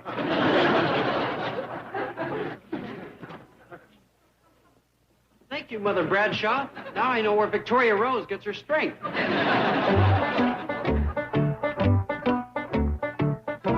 Nice to see you, folks. I'll be back this afternoon, Granny. See you later, son.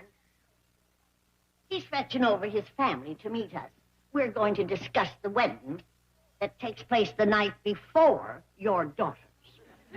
Granny, dear, about our bet.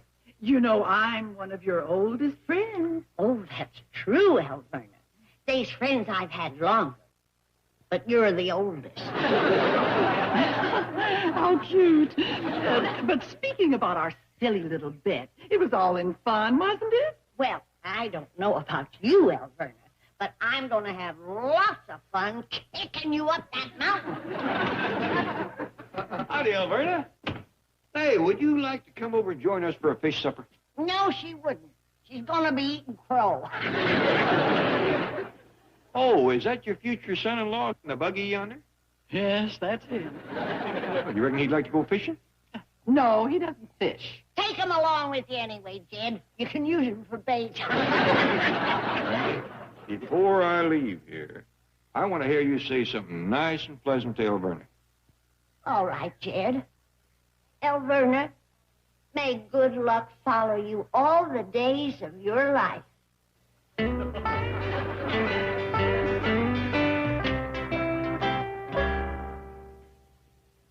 never catch up with you.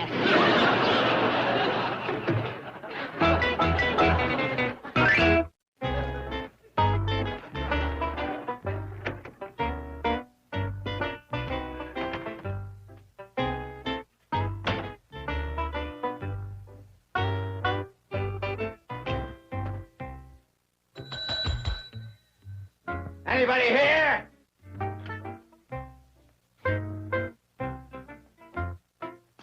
Yes, sir. I'm here. Anybody else? Yes, sir. You're here. What about the Clampetts? They're supposed to be at this hotel. Yes, sir, they are.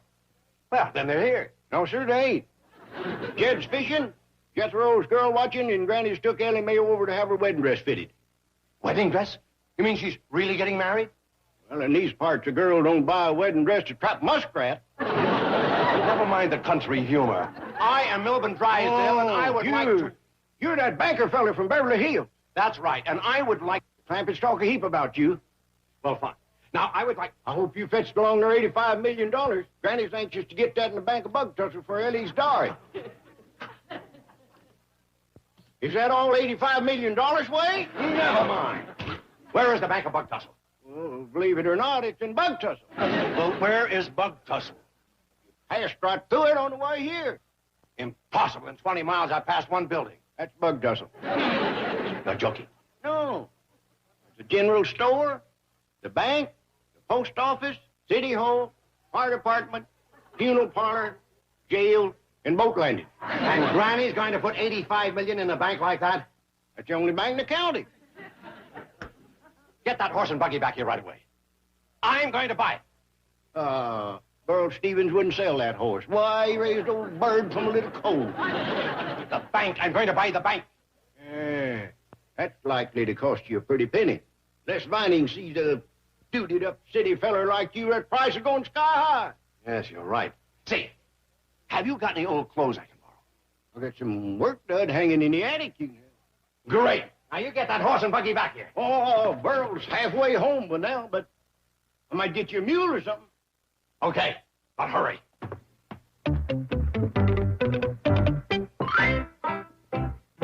There. These clothes will be fine, Shorty. Shorty! Oh, Sam, look! I have found in the forest the abandoned nest of a crimson-fronted finch. Shut up. Chief, when did you get here? And what are you doing in this ridiculous outfit? You think I look ridiculous? Just step in front of a mirror if you want a real laugh. I have been bird watching. You're supposed to be Clampett watching. I sent you back here to keep them from settling down and taking the money out of my bank. Chief, they're happy here. You can't put money ahead of happiness. Don't bet on it. And you were supposed to keep Ellie from getting married. But she fell in love. Sure, you can't put money ahead of love. Don't bet on it. I got you a jackass, Mr. Drysdale. That I got. Get me a mule. No, see here. What I mean is I got you a little donkey. A burro. Oh, good. Will it get me to bug tussle back? Oh, sure. Leroy Cheney's got it saddled up and ready for you out front. Okay. Hey, Chief, why are you going to bug tussle? To buy the bank. If the Clampetts move their money out of Beverly Hills, I'll be waiting for it in bug tussle.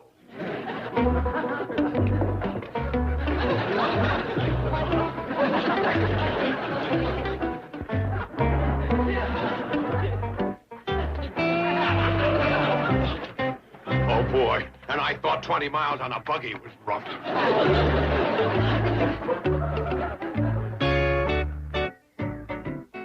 Who's that, Miss Jane? Huh?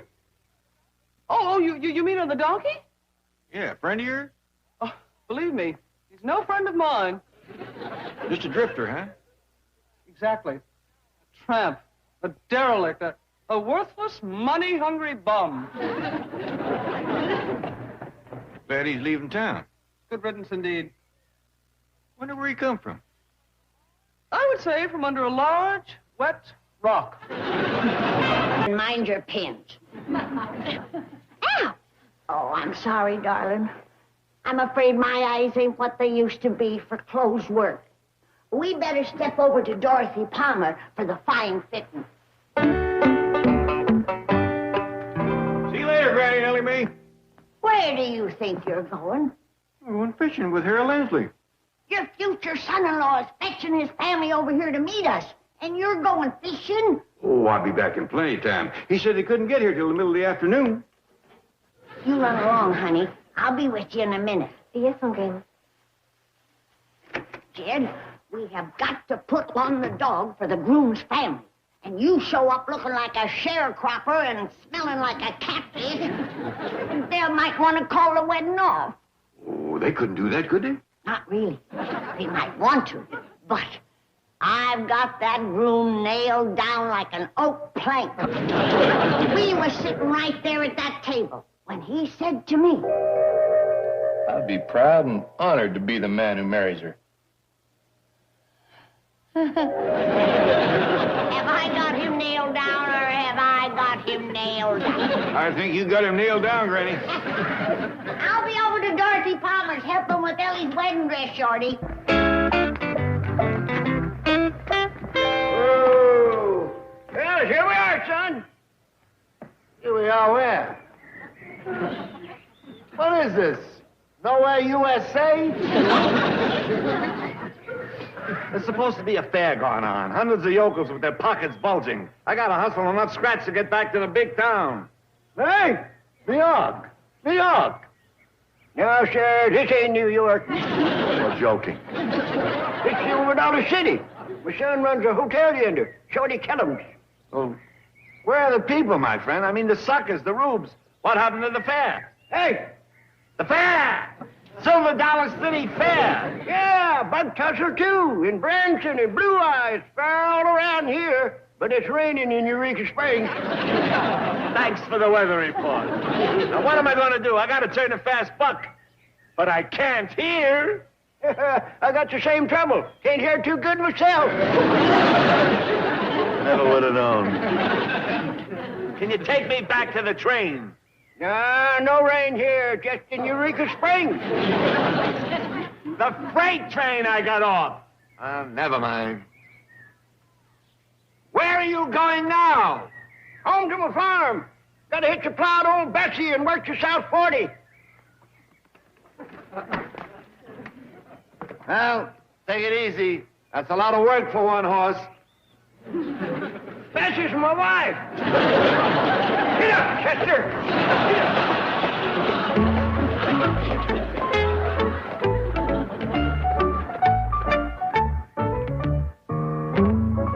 Well, the price is right. If I had the 50 cents.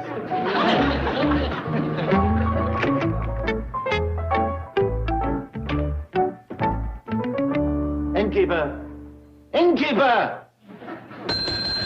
Yeah, let's have some service.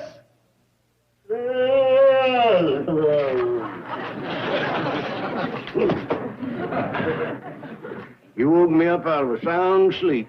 Fine. Now if we can just manage to wake the rest of the town. My name is Schaefer, Artist John Schaefer. Perhaps you've heard of me, president of Schaefer Enterprises Incorporated.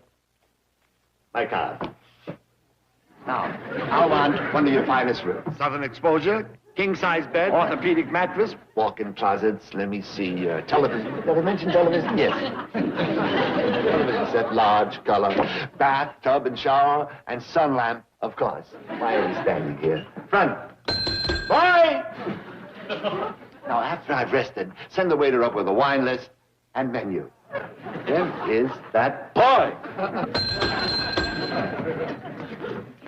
Now, here you are, son. Now, I want you to take my luggage up to the presidential suite. Hey, that is a nice gesture, employing Boy Scouts. Now, I know you're not supposed to accept tips, my son, but at the end of my stay, I'll speak to your troop leader and recommend you for a merit badge. Now, you remind me. She ain't a Boy Scout. She's a girl. Oh, a thousand pardons. At the end of my stay here, I'll buy a box of your cookies. I am not a Girl Scout. This happens to be the uniform of a bird watcher. Oh, excellent. Remind me to buy some eggs from her. I do not sell eggs. I am a secretary, sir. I told you, mister, I don't have any empty room. I don't believe you heard the name correctly. Schaefer. The New York Schaefer. Well, that name opens doors at the Ritz in Paris, the Dorchester in London, the Palazzo in Rome. Apparently you come from a family of doormen. Funny! Tell me, my dear, are you open for a secretarial position? I may be. Take it. Press the luggage. Don't just stand there. Move it. Move it. The luggage. Mister, I told you I ain't got no vacancy. Well, then eject someone. Create a vacancy for the new owner. Who's that? Yours truly. I purchased the hotel this morning. That's funny. I don't remember selling it. Oh, it belongs to you, does it? Yes, sir. I had you confused with the Fontainebleau, which we bought this morning in Miami. I buy so many hotels. Well, we'll close the deal after I've rested and properly advised the luggage there. Move it! Move! Hey, you know something, Shorty? Pretty girls are scarce as hen's teeth in bug tussle. I've been waiting in front of that general store for Look, my anemic friend, suppose you take up your romantic problems with dear Abby. Right now, we're discussing business. Bird lady, the luggage, upstairs, let's slide. See here, you New York loudmouth. Hey, mister, is you from New York? Yes. Now, about my accommodations. I always wanted to meet somebody from New York, and now I'm shaking his hand. Wait, the hand, you're crushing it. Genuine New Yorker from New York City, golly! How do you make it let go? Intro! Think you're hurting a city feller's hand. Oh, gee, I'm sorry. Always wanted to go to New York. Hey, tell me about it. Later, lad. Is it really as big as they say? Them skyscrapers real big? Why don't you wait in the woods? Now, Sparrow Girl. The luggage. Get it yourself. I have seen some noisy birds, but none to compare with the vulgar-throated, brown-tufted Manhattan four-flutter. Touchy little thing. Hey, mister, I'll tote your bags up to your room for you. Hold on, Jethro. I ain't got no empty room for this feller. You don't by any chance happen to have a larger bird's nest, preferably one with running water. Hey, mister, you can stay in my room. If you don't mind sleeping betwixt Uncle Jed and me. Fix what in whom? Uncle Jed and me. I'll even sleep in the attic if you'll take me to New York with you. No, forget it, kid. Hey, but mister, New York's where I belong. I'm a big city fella at heart. Sure you are. Look, kid, go play with the frog, huh? Hey, but mister, I'm not like the rest of my family. They's a bunch of hicks and rubes. I'm smart. I got a 6th grade education. Well, remind me to send you a fountain pen. Now blow, will you, kid? Hey, but wait. What is it? What? You won't even have to pay my way to New York. My Uncle Jed's got $85 million. Swell, I'll send up a flare. Doggone it. What was that you just said? Doggone it. Oh, ahead of that. You don't have to pay my way. Between that and doggone. My Uncle Jed's got $85 million. Glad to see you. Is this boy on a level? I mean, this isn't the Silver Dollar City funny farm, is it? Oh, no. Here's Uncle Jed has got more millions than you can shake a stick at. The luggage. To the room, boy. Send up a menu and a large stick. Tell me more about your family. Well, besides Uncle Jed, there's Granny and Ellie. Beautiful people, I'm sure. You gonna take me to New York with you? I intend to take the entire family. Diggity dog! Hot diggity dog! Just think of that. See the way he came out with that? I'm diggity dog. This kid's a natural raconteur. That's funny. Look, you must teach me more of those funny expressions. It's funny.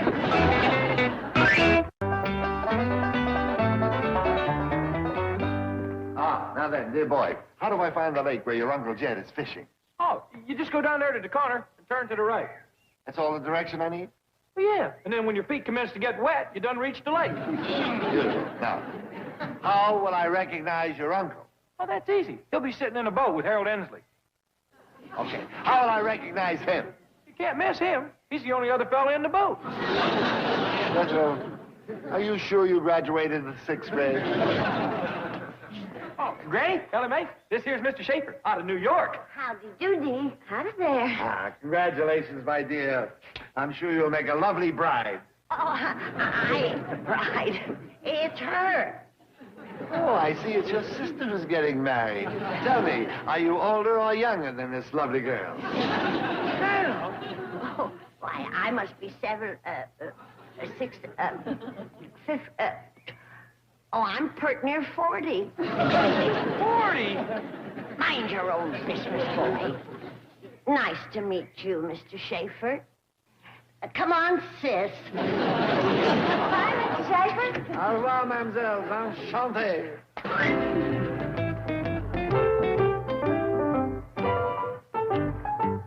Mr. Clampett! Jed Clampett! Who's that calling you, Jed? It sure ain't a bass. They don't know me today. Mr. Clampett! I want to talk to you. There he goes again. Maybe we better drift in and see what he wants. Oh, Shorty, if you thought Ellie was pretty this morning, you should have seen her after Dorothy Palmer took a few tucks in her wedding dress. Dang to her, did it, Granny? Oh, like she went pouring into it. You know, I'd give that Matthew a run for his money if I was a few years younger and a few feet taller. Howdy, Granny. Shorty. Howdy, Matthew. Makes it a few feet wider, too. My, you look nice, son. Where's the family? They'll be along pretty soon. The children were visiting their grandmother, so I left a note for my wife to bring them later. You're who? My wife. Did he say his wife? Did you say your wife? Yes. You did? Matthew, tell us. Didn't you say in this very hotel and on that very same spot that you would be proud to marry my granddaughter, Ellie Mae Clampett? Yes, ma'am. Did he say yes, ma'am? Did you say yes, ma'am? Yes, sir. Yes, sir. You said yes, ma'am. Then how in blue blazes can you marry Ellie Mae when you've done got a wife and kids? I marry people all the time. I thought you knew. I'm a preacher.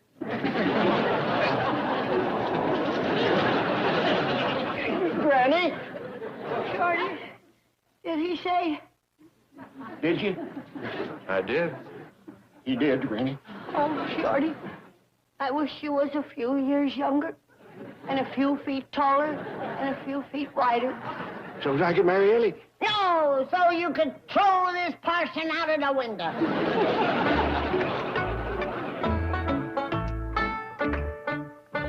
Granny, want to hear something funny? A city fella come down to the lake and talked to me. He wants us all to move to New York. Let's go. That's what I told him. I said Granny would never... What did you say? I said, let's go. What about Ellie's wedding? It's off. Matthew's done married. Married? Why, he said... I know what he said. He marries people all the time. He's a preacher. Preacher? Well, if that don't beat all. Well, it won't beat El Vernon. Said, let's get away from here as far as we can and as quick as we can. But Granny... Oh, here you are, my friends. Oh, I just heard the distressing news, but don't you worry, lovely lady. Another young man will ask for your hand. Oh, I done told you I ain't the bride. Oh, I keep forgetting. Mr. Clampett, with your permission, I would like to track this would-be groom to his lair and thrash him within an inch of his life. Oh, no. I say, let bygones be bygones.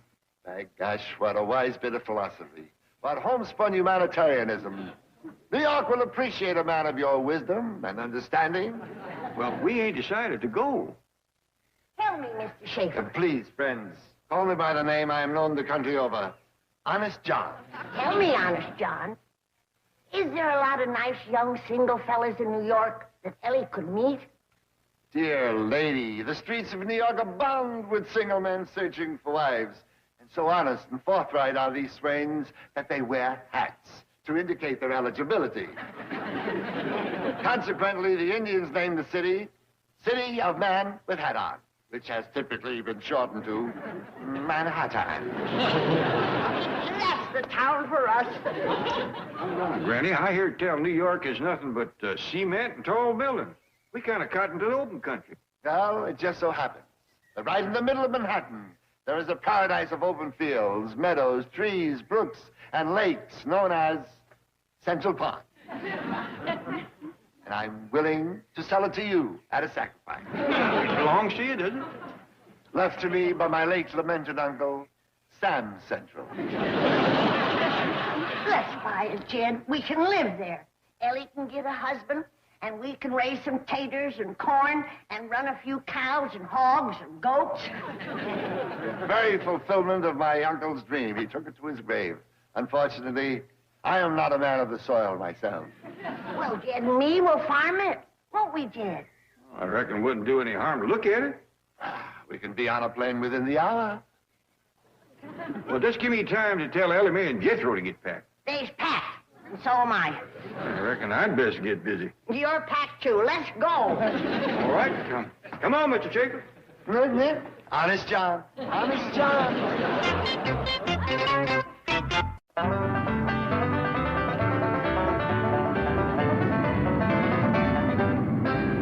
If you look out the windows, you will see the magnificent city of New York spread out below you. And that beautiful parcel of green trees and fields and lakes in the middle is the choice parcel of real estate which I'm willing to sell to you at such a sacrifice, Central Park. Well, doggies, it's just as pretty as you said it was, Mr. Shaker. Yeah, Honest John. Hey, that was left to you by your uncle, Honest John? Yes, dear lady, my uncle on my mother's side. The late, great Sam Central. Looks like none of it's been plowed or planted. Virgin land, Mr. Clampett, awaiting only the touch of someone like yourself. A man of the soil. Sure will be good to work some land again. They wouldn't let us do no farming in Beverly Hills. Fools, short-sighted bureaucrats. Don't they realize that digging in the good earth and bringing forth the sustenance therefrom nourishes not only the body, but the mind and soul as well? You know, you got a fine way with words. Thank you. You ever thought of being a man of the cloth? Frankly, no. I had a cousin who was a tailor, but it never appealed to me. See ya. Mr. Schaefer, Yes, lovely child. say any critters in Central Park? Oh, there are critters. You know, wild varmints like possums and raccoons and foxes. Oh, no, nothing like that, my dear. Nothing wild to frighten you. But I like them. Oh, yes, there's plenty of those. But they're not wild. They're tame. Oh, good. You ain't forgetting what you said. There's lots of young single fellas in New York looking for a bride. Have no fear. With your beauty and charm, you'll have proposals by the dozen. I told you I ain't the one looking for a husband. It's my granddaughter. Oh, forgive me, my dear. My mind refuses to accept the fact that you're a grandmother. But my eyes tell me that you're a seductive love goddess. Oh, come on now. Let's hear the truth. Hey, you're a Dietrich, a Lamar, a Garbo. Oh, you don't have to get mean about it. I was complimenting you, my dear. Can I see you for a minute, Mr. Schaefer? Yeah, I'm here. Do you know any girls in New York? No, oodles of them. Any coarse girls? Some of the coarsest. Excuse me, we'll be landing shortly. Will you see that the young man fastens his seatbelt? Oh, an excellent idea. Have you any other restraining devices? Pardon?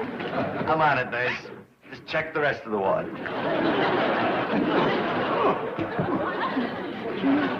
Oh, boy, what a rotten ride.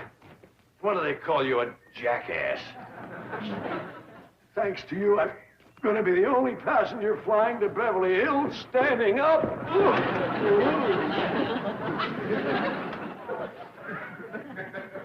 Well, Shorty, it almost killed me. And it cost me $50,000, but I bought the bank a bug tussle. And now when the Clampetts deposit their money, I've got it. Well, good for you. You own any banks in New York?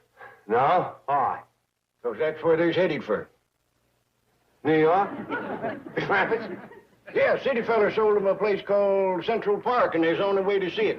Your secretary left a message here for you. She's out bird watching. Mr. Drysdale? Where could he be? Mr. Little fella.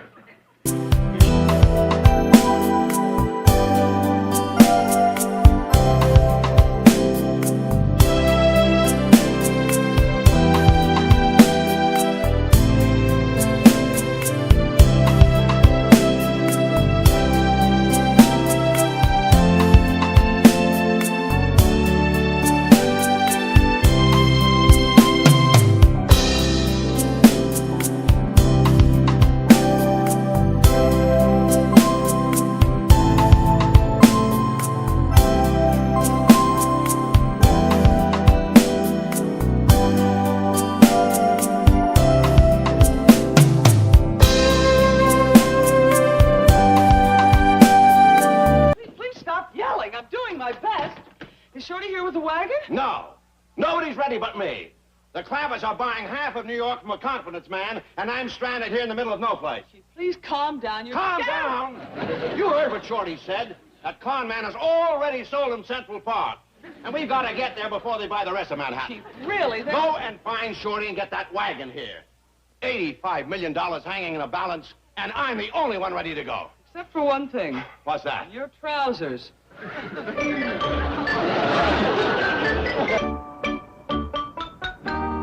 me, will you hold it? Just a minute. Now, look.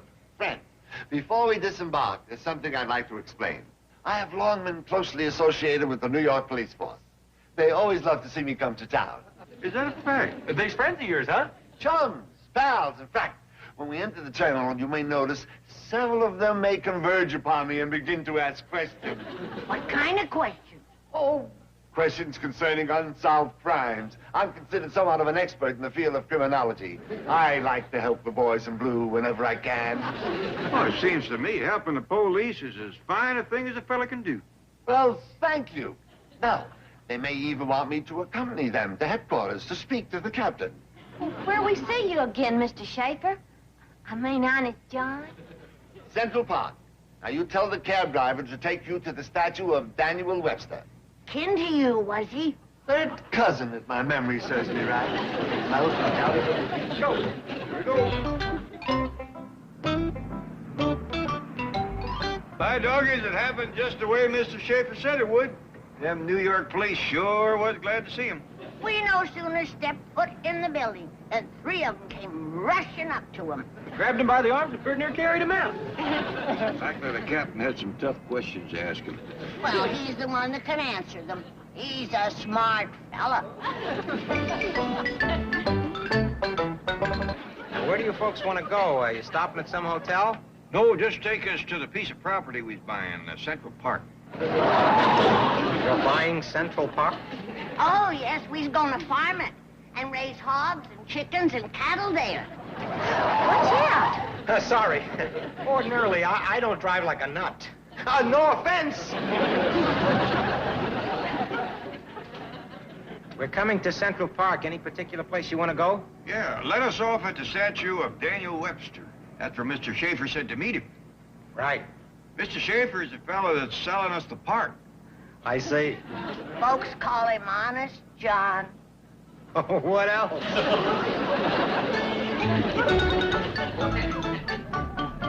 Here you are, folks. Thanks for the dandy ride.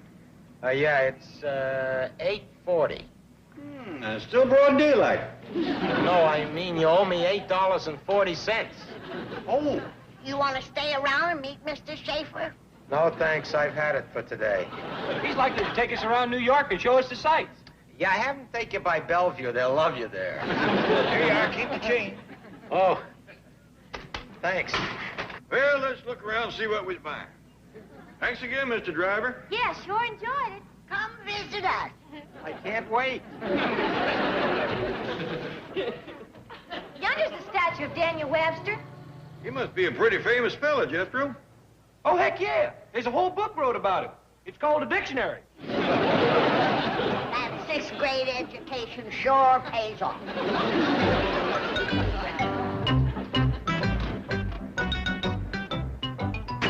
All right, Shifty, you got 24 hours to get out of town. Well, thanks for nothing, Buzz. How about my luggage? Captain says it'll be waiting at the airport.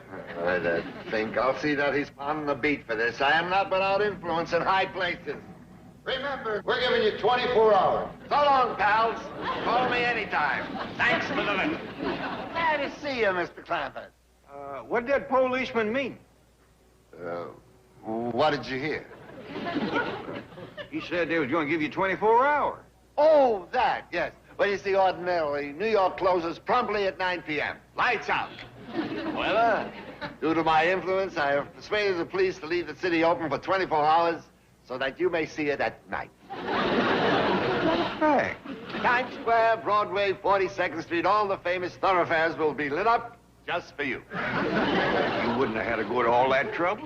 Glad to do it. Now, how do you like the park? It's everything you said it was and more. Now I know why they call you Honest John. A name I have earned by a lifetime of clean living, self-sacrifice, and devotion to my fellow man. I'm proud to know you. Pleasure is mine. Where's the rest of your lovely family? Oh, they's waiting for us over by the lake. By the way, is any fish in there? Hey, it abounds in fish. An angler's paradise. What kind did they catch here in New York? What kind? Well, let me see now. This shore would make a dandy spot for the cabin. Hey, look, Granny. There's some folks out there rowing on our lake. Oh, it ain't ours yet, Jethro. It still belongs to Mr. Schaefer. You reckon he just allows anybody to use it? Looks that way. He sure is a nice fella. Salt of the earth. Well, how do you like the lake, lovely lady? Oh, I likes it fine. We can build us a cabin right here on the bank. And fish right out of the window. Speaking of fish, they got kinds here in New York we ain't ever caught. Honest John here was telling me about it. Well, what kind is that? Well, they got something called gefilte fish. One called locks. Hot dog. I can't wait to hook into one of them gefilties. You'll adore it here, friends. Peaceful atmosphere, lovely people, kind, neighborly. Mugger! Mugger! Help! Come back here! Mothers! Them rascals took that lady's pocketbook. Let's get him, Jethro. No, friends. That's just a little game they play here called mugging. It's like, keep away. He wasn't for sure robbing her. In Central Park? Unheard of. Because of you, I paid $50,000 for the Bank of Buck Tussle. Think positive. Perhaps you'll get your money back. Oh, look, here's a young lady with some champagne for us. Yes, I'll have one of those. Thank you. Here's to you, Miss Hathaway. May you live another 100 years.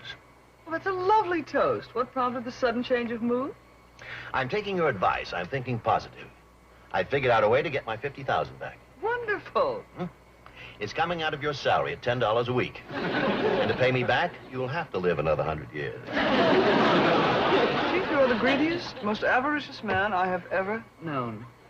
I'll drink to that.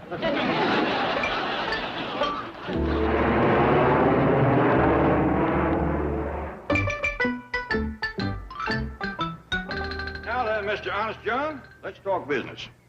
What would you say would be a fair price for Central Park?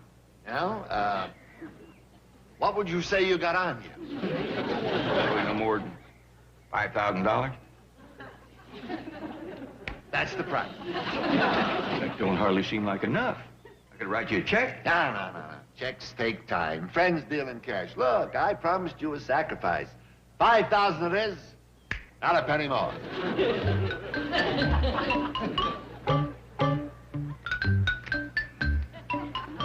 Well, doggy, there's some big ones in there. 1, 2, 3, 4, 5. And I still got me some walking around money. Well, what do you say we get up and walk around with it?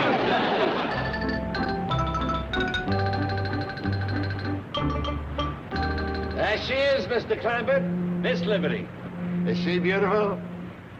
She is for a fact. Wouldn't that look magnificent in your park? Sure enough would. I'm going to let you have it for the paltry sum of $2,000. Well, that's a fair enough price, but it's sure going to be a job lugging that rascal all the way to Central Park.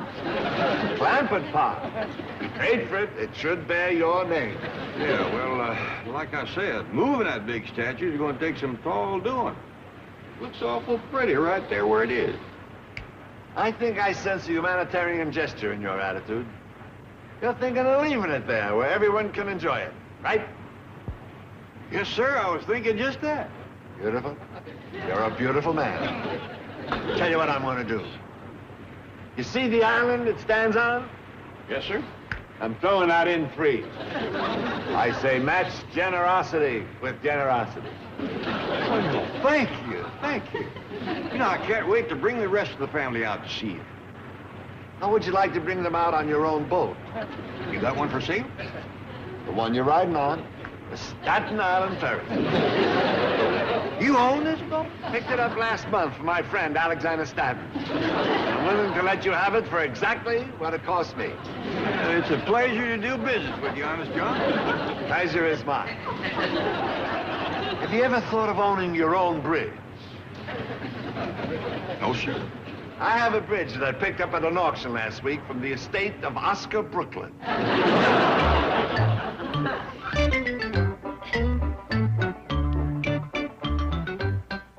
What you all doing? Building a fire pit to cook our victuals in. Except we ain't got no pot to cook in, nor a cabin to throw it out of. Well, we'll buy us an axe and a pot and go to homesteading directly. Where's Mr. Honest John? You know, that fella is so popular with the police, you can't believe it. We had no more than stepped off the Staten Island ferry when 2 more policemen spotted him. Commenced asking questions, did they? They needed his help real bad. It was just like at the airport. They took him to headquarters to talk to the head man. Sure is good to know somebody so friendly with the police. You can trust somebody like that. I see you all changed your working clothes. Why don't you do the same? There's a dandy spot over behind them bushes. Good idea. Howdy. Hey, y'all playing mugging again? Beat it. Huh? Oh, get out of here. Gee whiz, fellas. I was hoping you all would learn me how to be a mugger. Look, creep, this is our territory. Now take off or you get this. Oh, that's more like it. Let's play it. You come on and get up, and I'll take it away from you. Okay, clown. You're asking for it. Oh, no. That's all right. I'll take it fair and square. Come on, kid. We'll show you how to play. Oh, thanks a lot. Sure do appreciate it. Oh, that's smarts. Wait till I give you this. Hey, that's smarts, too. Yo, I'll play rough. But if that's the way the game is played, let's go. Yo!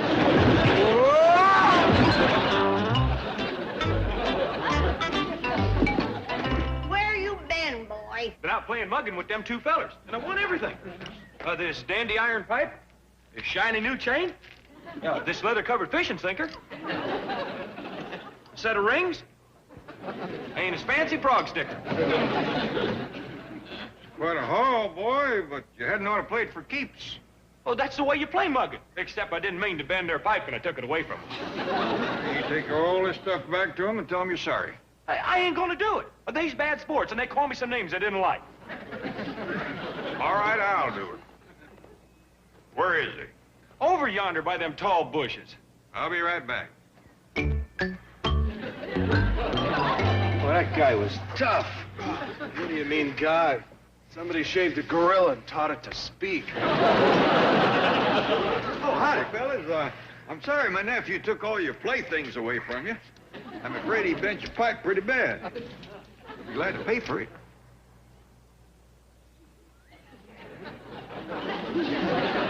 Why, that's all right, old-timer. Why don't we step behind the bushes and talk about it? Oh, all right. Can we have our pipe back first? Oh, sure. Say, I might just be able to fix this for you.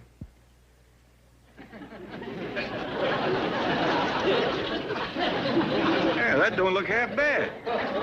They shaved another one. What'd you say? Nothing.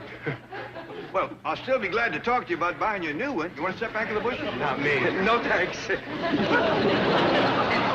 boys, you forgot your pipe.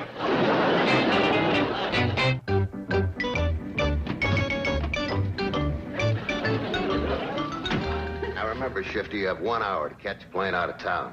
That captain distinctly said I had 24. Been shortened to 1. This is a prime example of police brutality and persecution. My good friend, the mayor, will hear of this. He's the one who shortened it. But I know my rights under the law. I was rushed from one precinct to another without being able to talk to my attorney. Why couldn't you talk to your attorney? My collect call was refused. You now have 58 minutes to catch your plane. Well, the city of New York has not heard the last of this. My constitutional rights have been abridged. I'm taking this to the Supreme Court. I'll make it a test case. I'll not rest until I receive complete satisfaction. One more word and I book you. I'm satisfied. I'll rest on the plane. Goodbye, my friends. At your service anytime. Love those dedicated lads in uniform. New York's finest. Hey, you think might hire you, too. You spoken to them? Well, no, but they's always so glad to see you. All year round, free of charge. That they do. They owe it to you for the way you're always willing to help them. Well, the police have need of my vast knowledge of crime. And you sure give it to them. At every opportunity. Well, come on over. Granny is cooking up some groundhog stew and gopher gravy. That sounds atrocious. Oh, it is. You love it. Unfortunately, I've just received word that I must leave town. Oh, shucks. That's too bad. Where are you going? Probably Chicago. The heat's off there. We sure are going to miss you, Honest John. I shall miss you, dear friend. Oh, here you are. Granny says pretty near time for victuals. Fiddles? Yeah, a groundhog and gopher. Perfect name. Ellie, I wish you'd wear a dress. How you expect to get a fella when you look like one yourself? Gee whiz, Pa. Maybe she'll listen to you. Tell her she looks like a fella. Mr. Clampett, I have bent the truth in my day, but that would be ridiculous.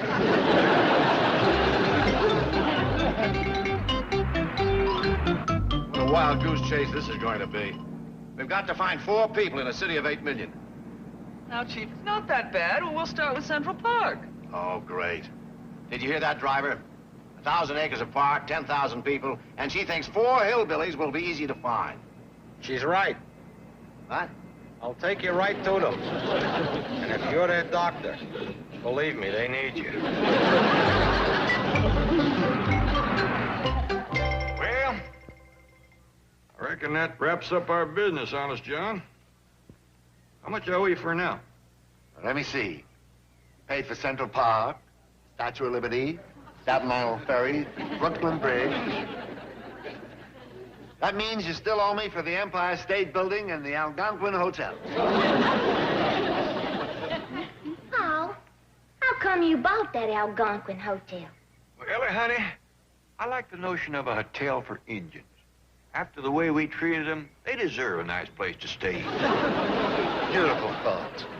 Well, how much does it come to? How much you got left? Yeah, 4,000.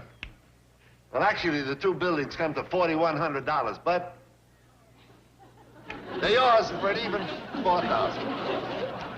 Well, nice knowing you people. Been our pleasure, Honest John. I'm sure the young'uns here has learned something from you. What's that? The joy of sharing what you own with other folks. Now, you take this beautiful park. You didn't build a fence around it like some selfish fellas might have done. You just let everybody enjoy it. That's the truth. Kids on bicycles, people on horseback, there are folks out rowing on the lake. And lots of critters, too. I wish you young'uns could have seen that boat of his at Staten Island Ferry. There was hundreds of people riding on it. Same way with his statue. Swarming all over it, having a good time. And the way he helps the police. What we's trying to say, Honest John, is that you're just about the nicest fella we ever met. Well, I gotta get going. Well, so long. Oh, wait, here comes Granny. She'll want to tell you goodbye. Goodbye? Is Honest John leaving? Yeah, Granny. He's got to go to Chicago. Oh, I'm sorry. It's been so nice knowing you. Take care of yourself, young fella. Yeah, I will. Swell. Well, so long. God bless you, son.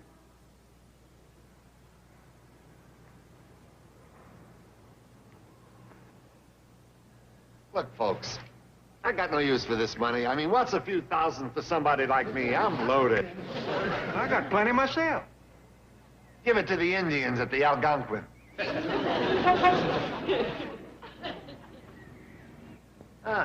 There's my transportation. Well, so long, folks. Glad to see you. To the airport, boys, and no siren, please. Gives me a headache.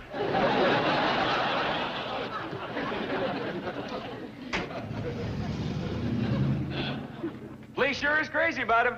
With good reason. He's a dandy feller. I hope our paths will cross again. Springfield.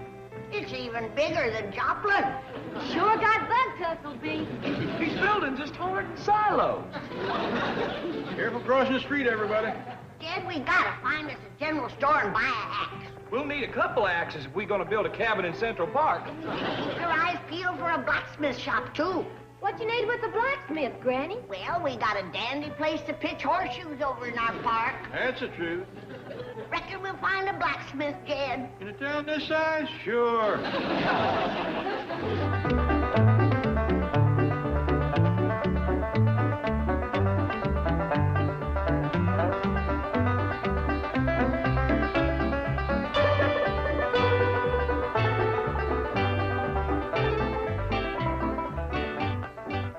Any luck?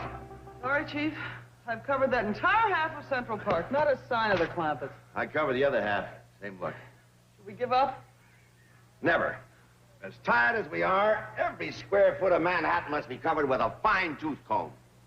Chief, your dogged determination inspires me. Good. Now, call me if you find him. I'll be resting at the hotel. Wait a minute. You expect me to conduct this enormous manhunt alone? No, hire a detective agency. Whatever help you can afford. I am down to my last few cents. You haven't even given me last week's salary. I'm sorry, I just can't afford it. Well, at least let me have a little mad money. I can't spare it. You don't really expect me... What do you want? Have you run into any muggers in the park? No? You have now. Hand over the purse, lady. Well, you can see for yourself. I have no money. Oh, don't believe her. Look, last week's salary, this week's salary, next week's salary, and here's a $10 bonus. Nice haul. Nice haul. Now you. Oh, I'm sorry, fellas. All I've got is this watch. Let's blow. Oh, Chief, thanks a lot. I asked for some mad money. That was certainly it. I'm furious.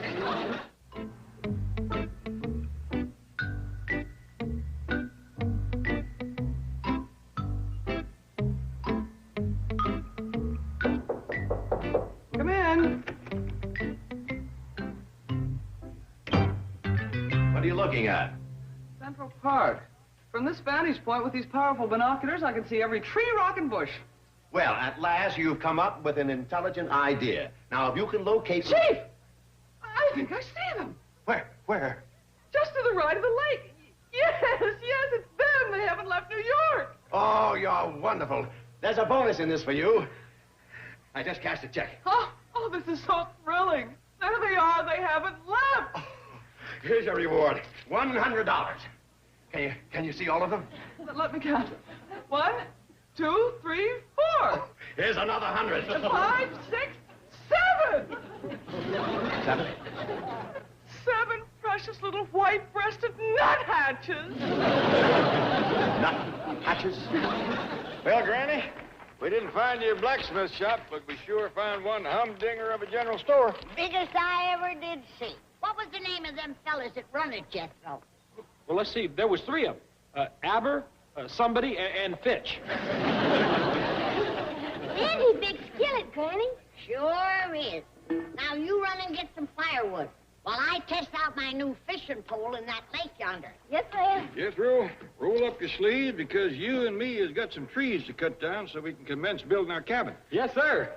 And work up appetite, because I'm going to bring back a mess of perch. Oh, Granny, see, can you catch some of them New York fish that Honest John was telling about? Them what he called, gefilte fish? Stays in that lake. I'll get 'em.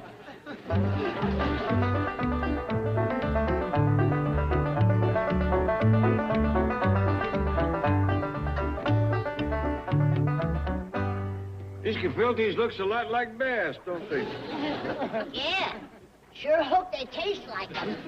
Come on, boy. We gotta cut us some more logs. Can't we have bills first? I ain't cooked them yet, buzzard boy. Right in the corner where you are. Right in the corner where you are. Someone far from harbor, you may lead across the bar. Right in the corner. Good day to you. Oh, howdy, Mr. Policeman. Just what do you think you were doing here? Why, I'm fixing to fry a mess of fish. Mm-hmm. And what might this be? Oh, that's our cabin. We're gonna live there. Here in Central Park. That's right. Lady, are you daft? No, I can hear fine. You've broken every law in the book. First of all, you can't fish in that lake. Secondly, you can't start a fire, and you most certainly can't put a cabin up here. Well, Honest John said we could. Well, Honest John doesn't know beans about the law. He does, too. He's a good friend to all of you New York policemen. Is that so? Well, I never heard of the man. What's his last name? We called him Honest John so much that it's kind of slipped my mind. Oh, Schaefer. Oh, Schaefer, is it? That's right. And they call him Honest John, you say? Yep. Now I understand how he came by his name. You don't know him? Well, not personally, but I'm sure he's salt of the earth.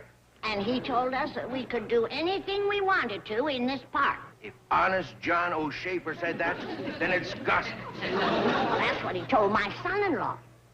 And what might his name be? Jed. His last name? Oh, Clampett. Oh, Clampett, you say? That's right. And where might he be from? Bug Tussle. Bug Tussle. Is that by any chance in the old country? Taney County. Taney County. I'm from Cork, mister. Fetched you some more firewood. Thank you, honey. This beautiful Colleen must be your daughter, no doubt. Oh, she's my granddaughter. What, the saints preserve us? You don't look old enough to have a granddaughter. That's what Honest John said. A very observant man. And what's your name, child? Ellie Mae. Oh, Clampett? Oh, sure. Thank you, Mr. Police. Bye, Bye. Miss Hathaway, did you find your binoculars? Yes, I found them. Oh, I'm sorry I lost my temper and threw them out the window, but I'm sure they're not damaged. Those new shock-resistant materials are...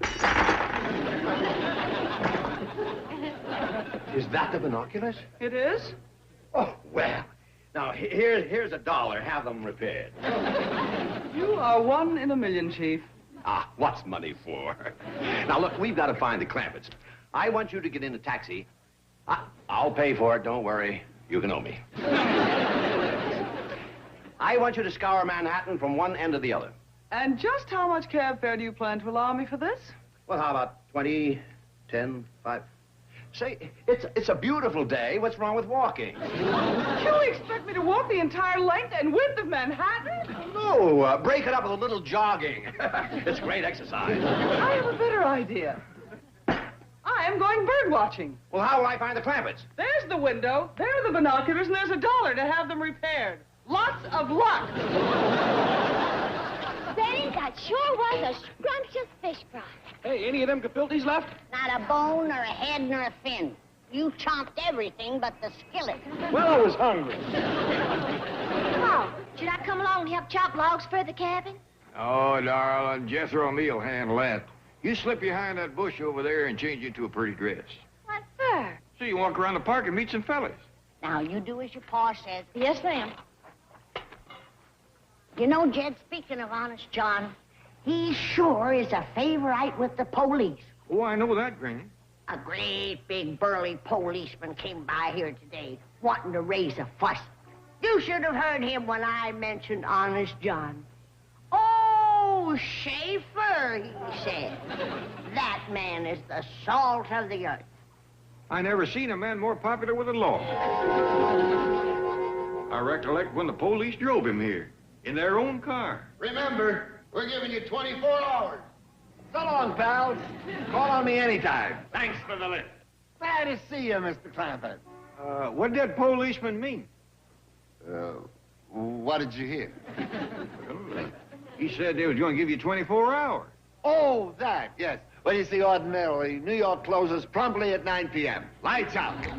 However, due to my influence, I have persuaded the police to leave the city open for 24 hours so that you may see it at night. What a fact. Times Square, Broadway, 42nd Street, all the famous thoroughfares will be lit up just for you. Here he comes. Honest, John? No, the policeman. His name is O'Sullivan, and he comes from back in our country. What the hell? Yeah, a place called Cork. Top of the day to you.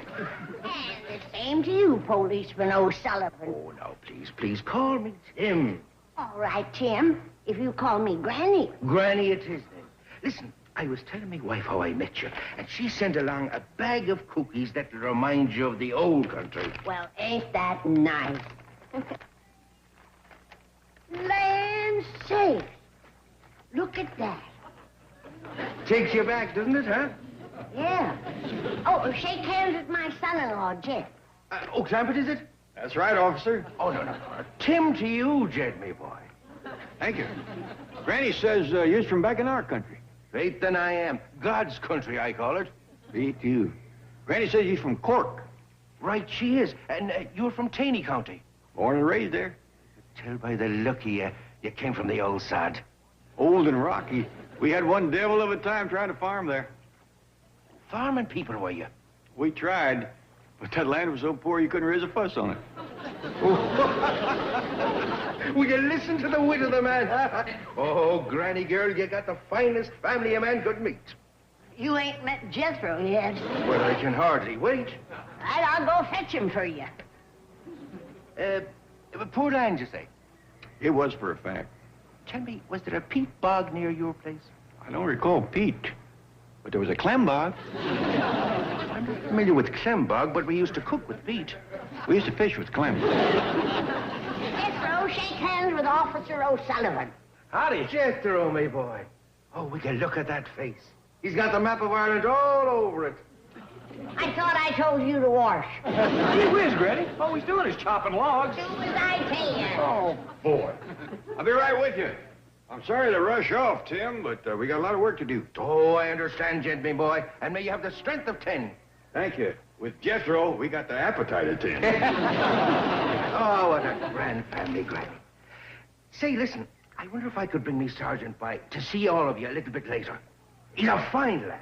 Sure. I'll bake him a possum. Possum? Just like back home. Oh, we'd love a bit of old Aaron. Well, I'll try and find old Aaron. But if I can't, a possum's a possum. Yes. Well, I'm a little late. Goodbye for now, Granny girl. As my mother used to say, may the wind be ever at your back. May you be a long time in heaven before the devil knows you're gone. Bye-bye. What a nice man. I hate to tell him that his wife's cookies is spoilt and turned green. Wait here for me, cabby. Hold it now. You ain't disappearing into Central Park owing me $34.80. Are you suggesting that I would sneak off, leaving you to hold the bag? No, I'm suggesting that you don't. How much you say it was? $34.80, and that don't include a tip. Who said I had to give you a tip? I do. See here, my good man. New York cab drivers have a reputation of being rather surly. Now, you have the opportunity of changing that image. I'm going to change your image. How would you like your nose over here? All right. $24.80. $34.80. All right. Here we are. 10, 20, 30, 5. Now, you owe me 20 cents. Are you kidding? Now, figure it out for yourself. $35, subtract $34.80. Look, sport, you had me driving all over the island of Manhattan looking for 4 creeps. I got 2 traffic tickets because you had me watching the sidewalk when I should have been watching the street. Now, are you going to give me a tip? Very well. Invest in railroads.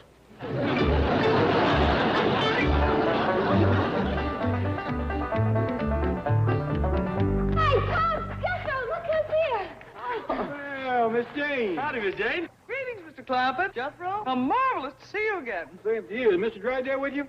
Well, yes, but right now he's out searching for you in a taxi. Heck, it hadn't ought to take long to search a taxi. No, I meant... You're right, Jethro. But where's Granny? She's out looking for possums. Aaron, old Aaron, are you in there? Hey, lady. Oh, hello, boys. Have you seen any possums? No, but I think we spotted a pigeon. What do you got in the purse? My valuables. I'll give you a nickel apiece if you help me catch a brace of possums. Give us your money. Not until you catch me a possum. Shut up and give us your money. Now, that ain't polite. Your friend could learn some manners. Give us the voice or we'll throw you in the lake. You could learn some manners, too. That's enough chatter. Let's go. Put me down, you hear me? You're making me mad! Yo!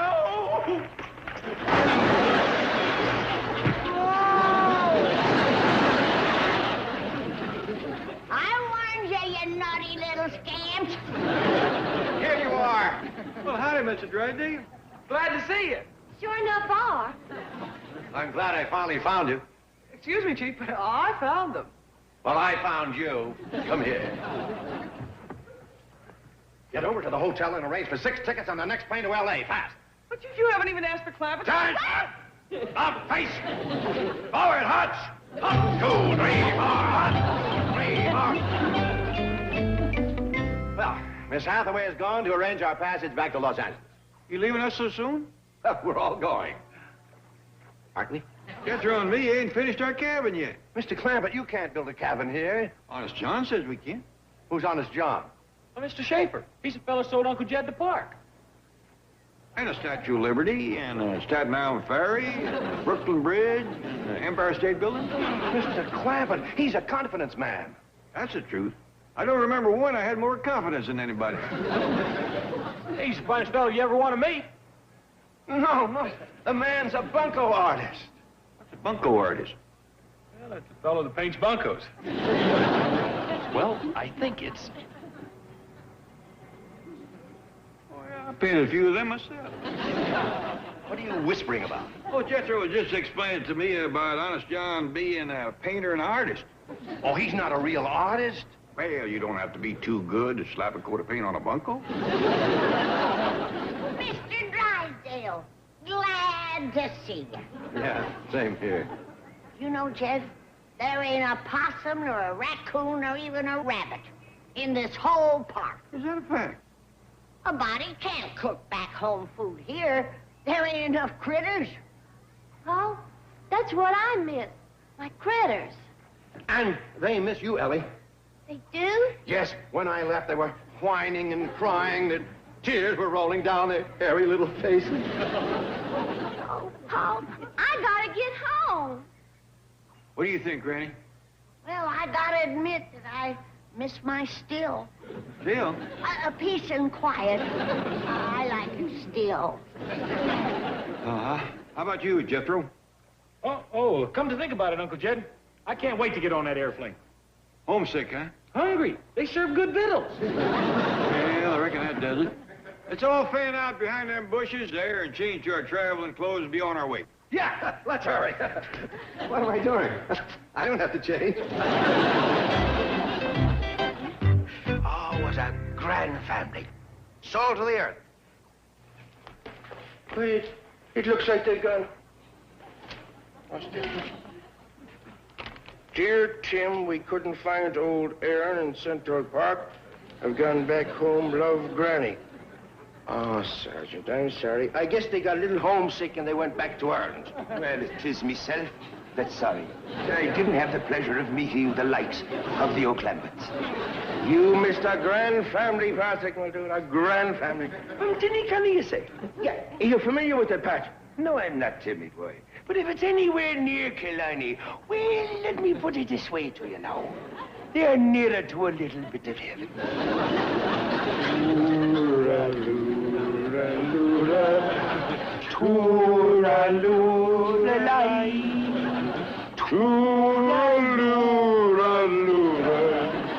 Hush now, drums and play.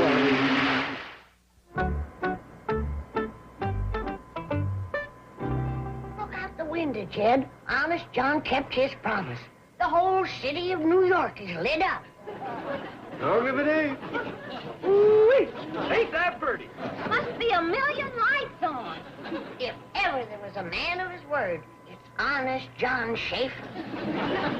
What are you people talking about? Them lights down there. Honest John had the police leave them on just for us. Him and the police are just like that. Now, listen to me. That man is wanted by the police. That's a fact. He's crazy about him. Glad to finally realize what a nice man he is. He's an angel. I love him. He's the sweetest, kindest, darlingest, most adorable, precious doll of a man that ever lived. Once we get home, I'll call the airline lost and found. Thank you, Miss Jane. Not that I need glasses. I got what they call perfect vision. Right, Jed? I'm Ellie. Well, the sun's in my face. But your pa will tell you, I got eyes like a hawk. Right, Jed? Granny, Mr. Clampett isn't with us. He's coming here with Mr. Drysdale. Who's that sitting in the back with me? That's your medical bag. Oh. Perhaps we better go back and get your glasses. Who needs them?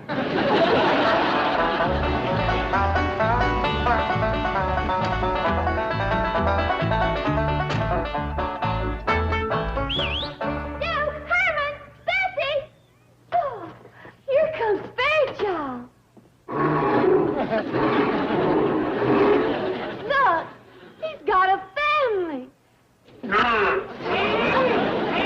Quick, Granny, let's get inside before she summons a family of buffalo. Almost fell, didn't you?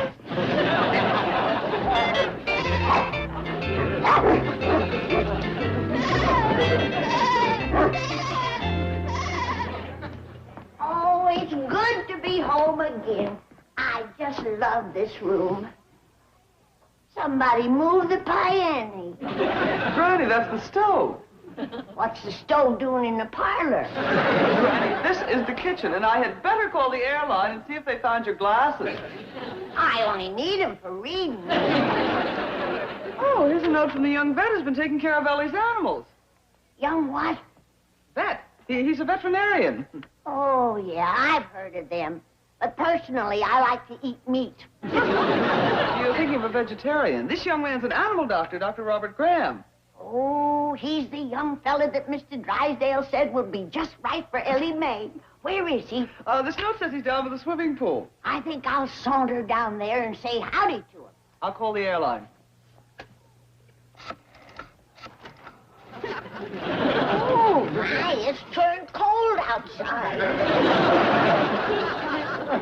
Granny, you've opened the refrigerator. Maybe I better go down to the pool with you. You might fall in. Oh, no. Once I get outside, I'm on familiar ground. Well, very well.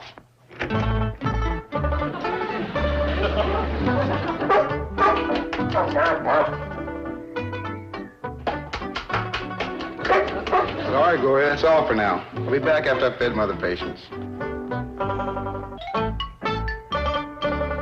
Hold on, Granny. Don't be too anxious. You might scare the doctor away. Just make it look like it's an accidental meeting. Oh, can she bake a cherry pie? Billy boy, Billy boy. She bake a cherry pie, Charming Billy. She can bake a cherry pie quick as a cat, can wink his eye. But she's a young thing and cannot leave her mother. Thank you. Is that you, Dr. Graham? Oh, I see you're a music lover. Where are you? Oh, you're in the pool. Well, swim over here so I can get a good look at you. I mean, say howdy.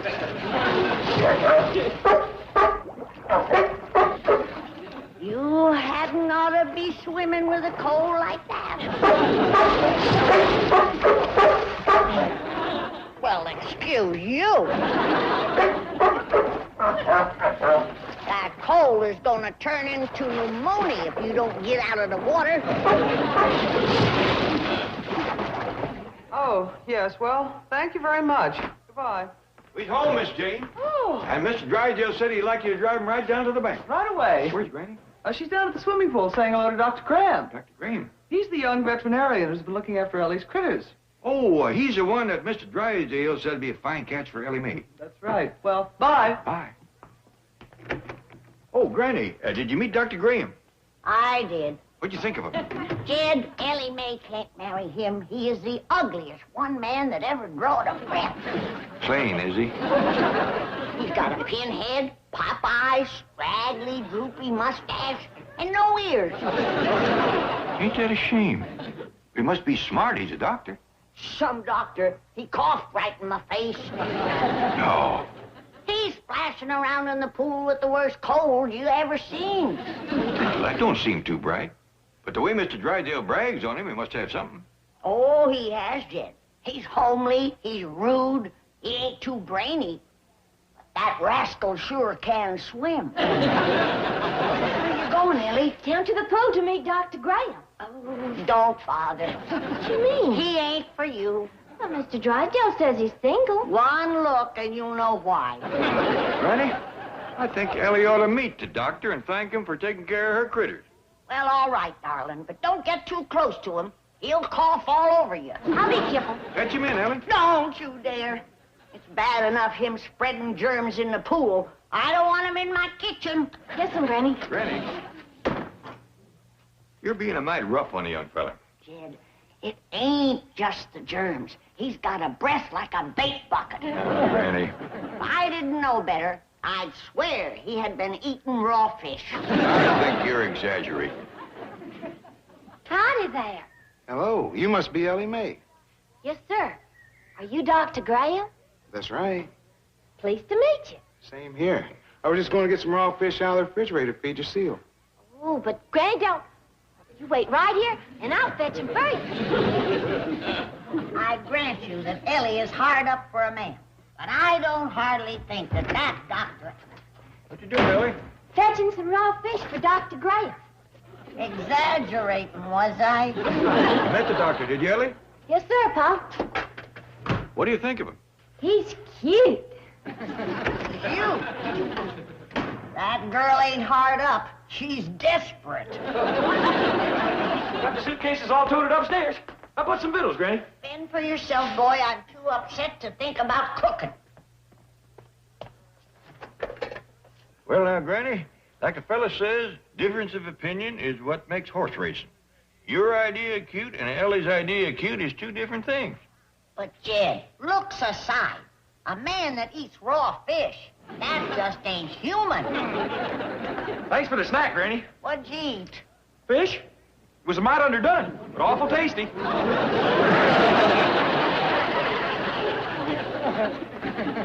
Well, there goes that argument. Since when do you call him human?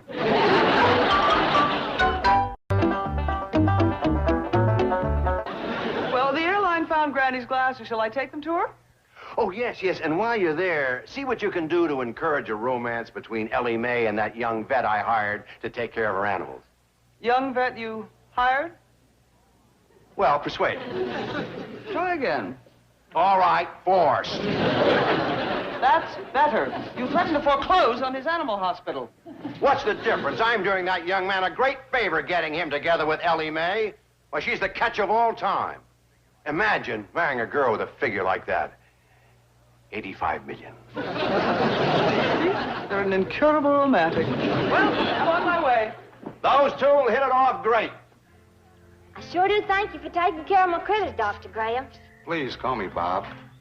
Thank you, Bob. I know they was a heap of work. Tell me something, Ellie. How'd you happen to start this collection of animals? I don't know. When we lived back in the hills, I always had me lots of pet critters. I'd find them in the woods and just fetch them home. You had a rapport. No, but I had a chipmunk, and a deer, and a raccoon. I mean, you've always loved animals. Oh, yes, sir. I like them better than a lot of people I've met. I'm with you there. Say, who's this coming? Oh, that's my little brother and his pet otter. Jimmy, this is Ellie Mae Clampett. Well, howdy there, Jimmy. Hi. This is my otter named Charlie. Howdy, Charlie. I'm needed at the hospital. How about dinner tonight? Well, Not you, her. That'd be dandy. How about a movie? swell. I'm talking to Miss Clampett. I like that. 7 o'clock, okay? Just fine. Let's go, Jimmy. Can't Charlie make us fun? Well, Sure you can, Jimmy. Well, you don't have to worry about him. He swims like an otter. And so does he. See you later. Bye, Dr. Graham. I mean, Bob. Did you bring your swimming suit? Yes, ma'am. Charlie doesn't need one. Well, over yonder's a bathhouse. I'll put on my swimming suit and join you. Well. Meet you back here. Where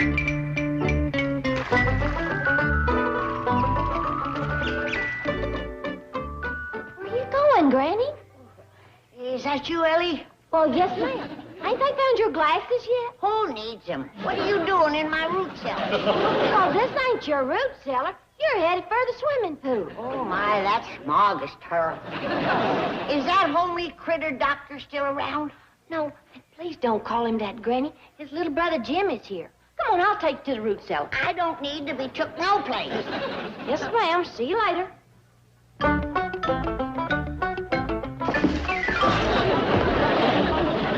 We're gonna look at that doctor's little brother. Jimmy, are you here?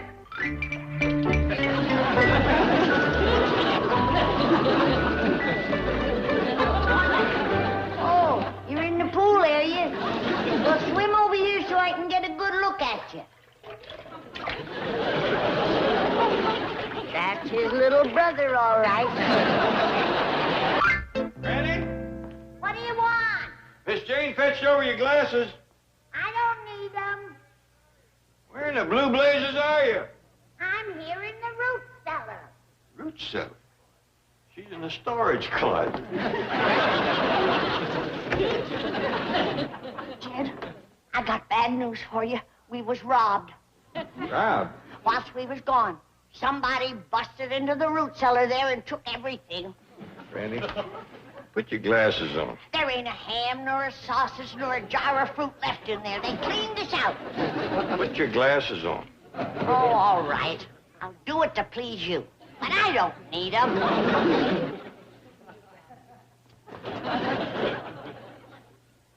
He's in the kitchen. Well, how about that? I didn't know you could get from the root cellar to the kitchen. Big house like this is always something new turning up. Well, I gotta finish some work out front. Oh, Jed. I seen Dr. Graham's little brother. What does he look like? Well, I hate to mean-mouth a young'un, but he is just as homely as the doctor. Sorry to hear that. But I'll say one thing about that family. They is swimming fools.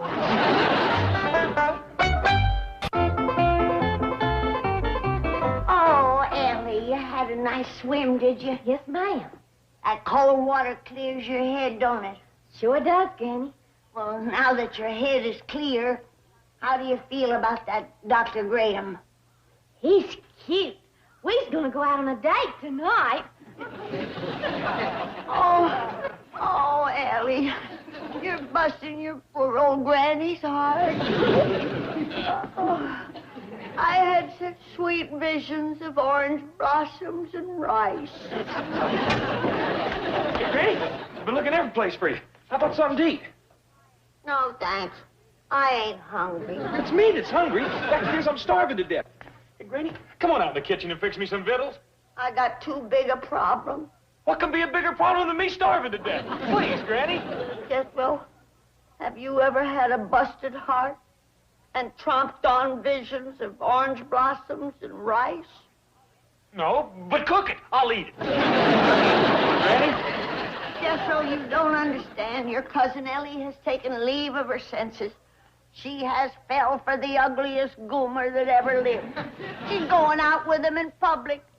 She's going to shame her family and ruin her life. Let that soak in for a minute. Okay, now can we eat? You got all the warm family spirit of a black widow spider. But gee whiz, Granny. You realize that we might have to lock Ellie in the attic for a while? Can I have her victuals?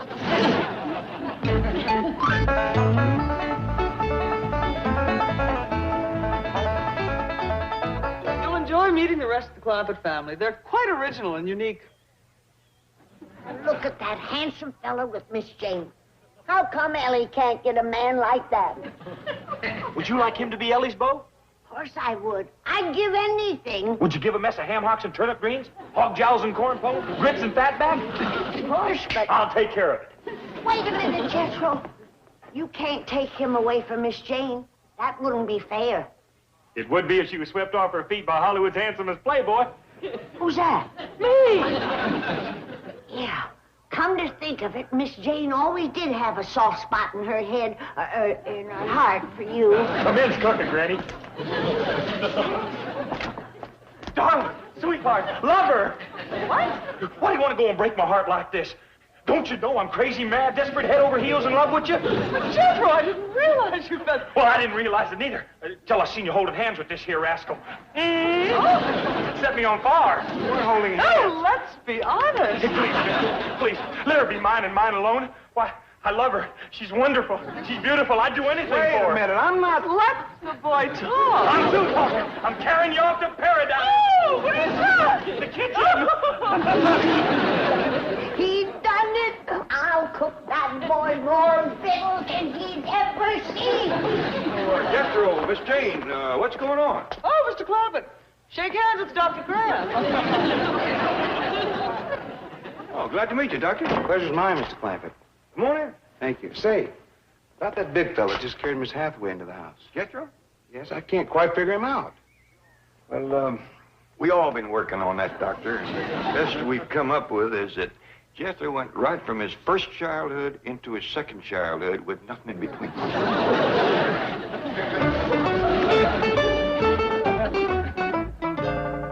what? I have a date with Jethro tonight. Dinner, a show, dancing, the works. Well, dandy. Ellie and I are going out tonight. Would you like to make it a double date? Wonderful. We're going to dinner at 7. How's that? Perfect. With Jethro along, I'd plan to eat earlier. He commences to get mean along about 6. Well, good suggestion. I must get back to the work now. Would you mind dropping me off at the hospital? Glad to. Would you take me by the bank, please? I want to talk to Mr. Dryden. Come along. I just come over to pay you for hiring that young animal doctor to look after Ellie's critters. Oh, no. Keep your money. Does Ellie like him? Oh, yeah, they got a date tonight. Now, you just peel off whatever you're out of pocket. Mr. Clampett, I wouldn't think of taking your money. Well, I know you didn't get him for nothing. Well, the important thing is that Ellie likes you. Now, take your money. Well, it don't seem right. No. Take it. Our friendship means more than money. Well, if you insist. I do. Here.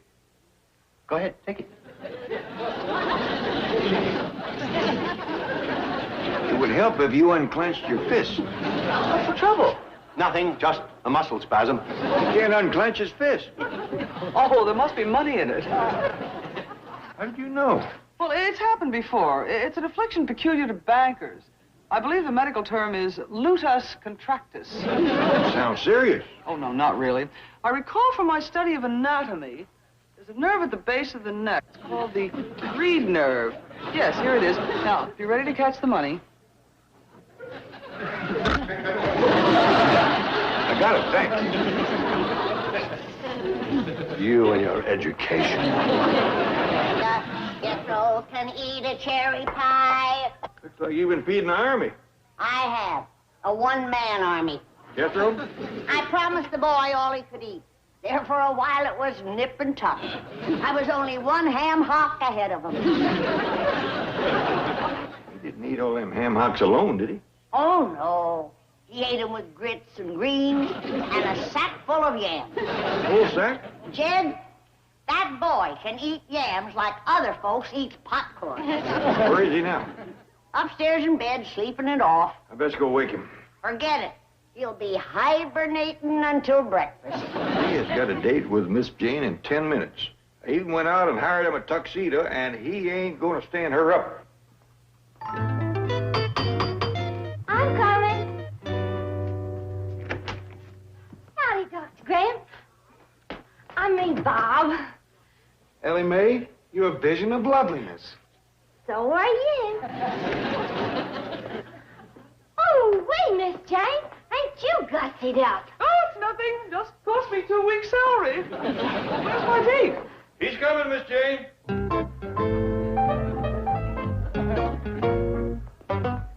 But I thought I had a date with Jethro. Never send a boy to do a man's job. Oh, Mr. You're just too much woman for that young'un. Besides, he's got 2 left feet, and I know you like to dance. I love to.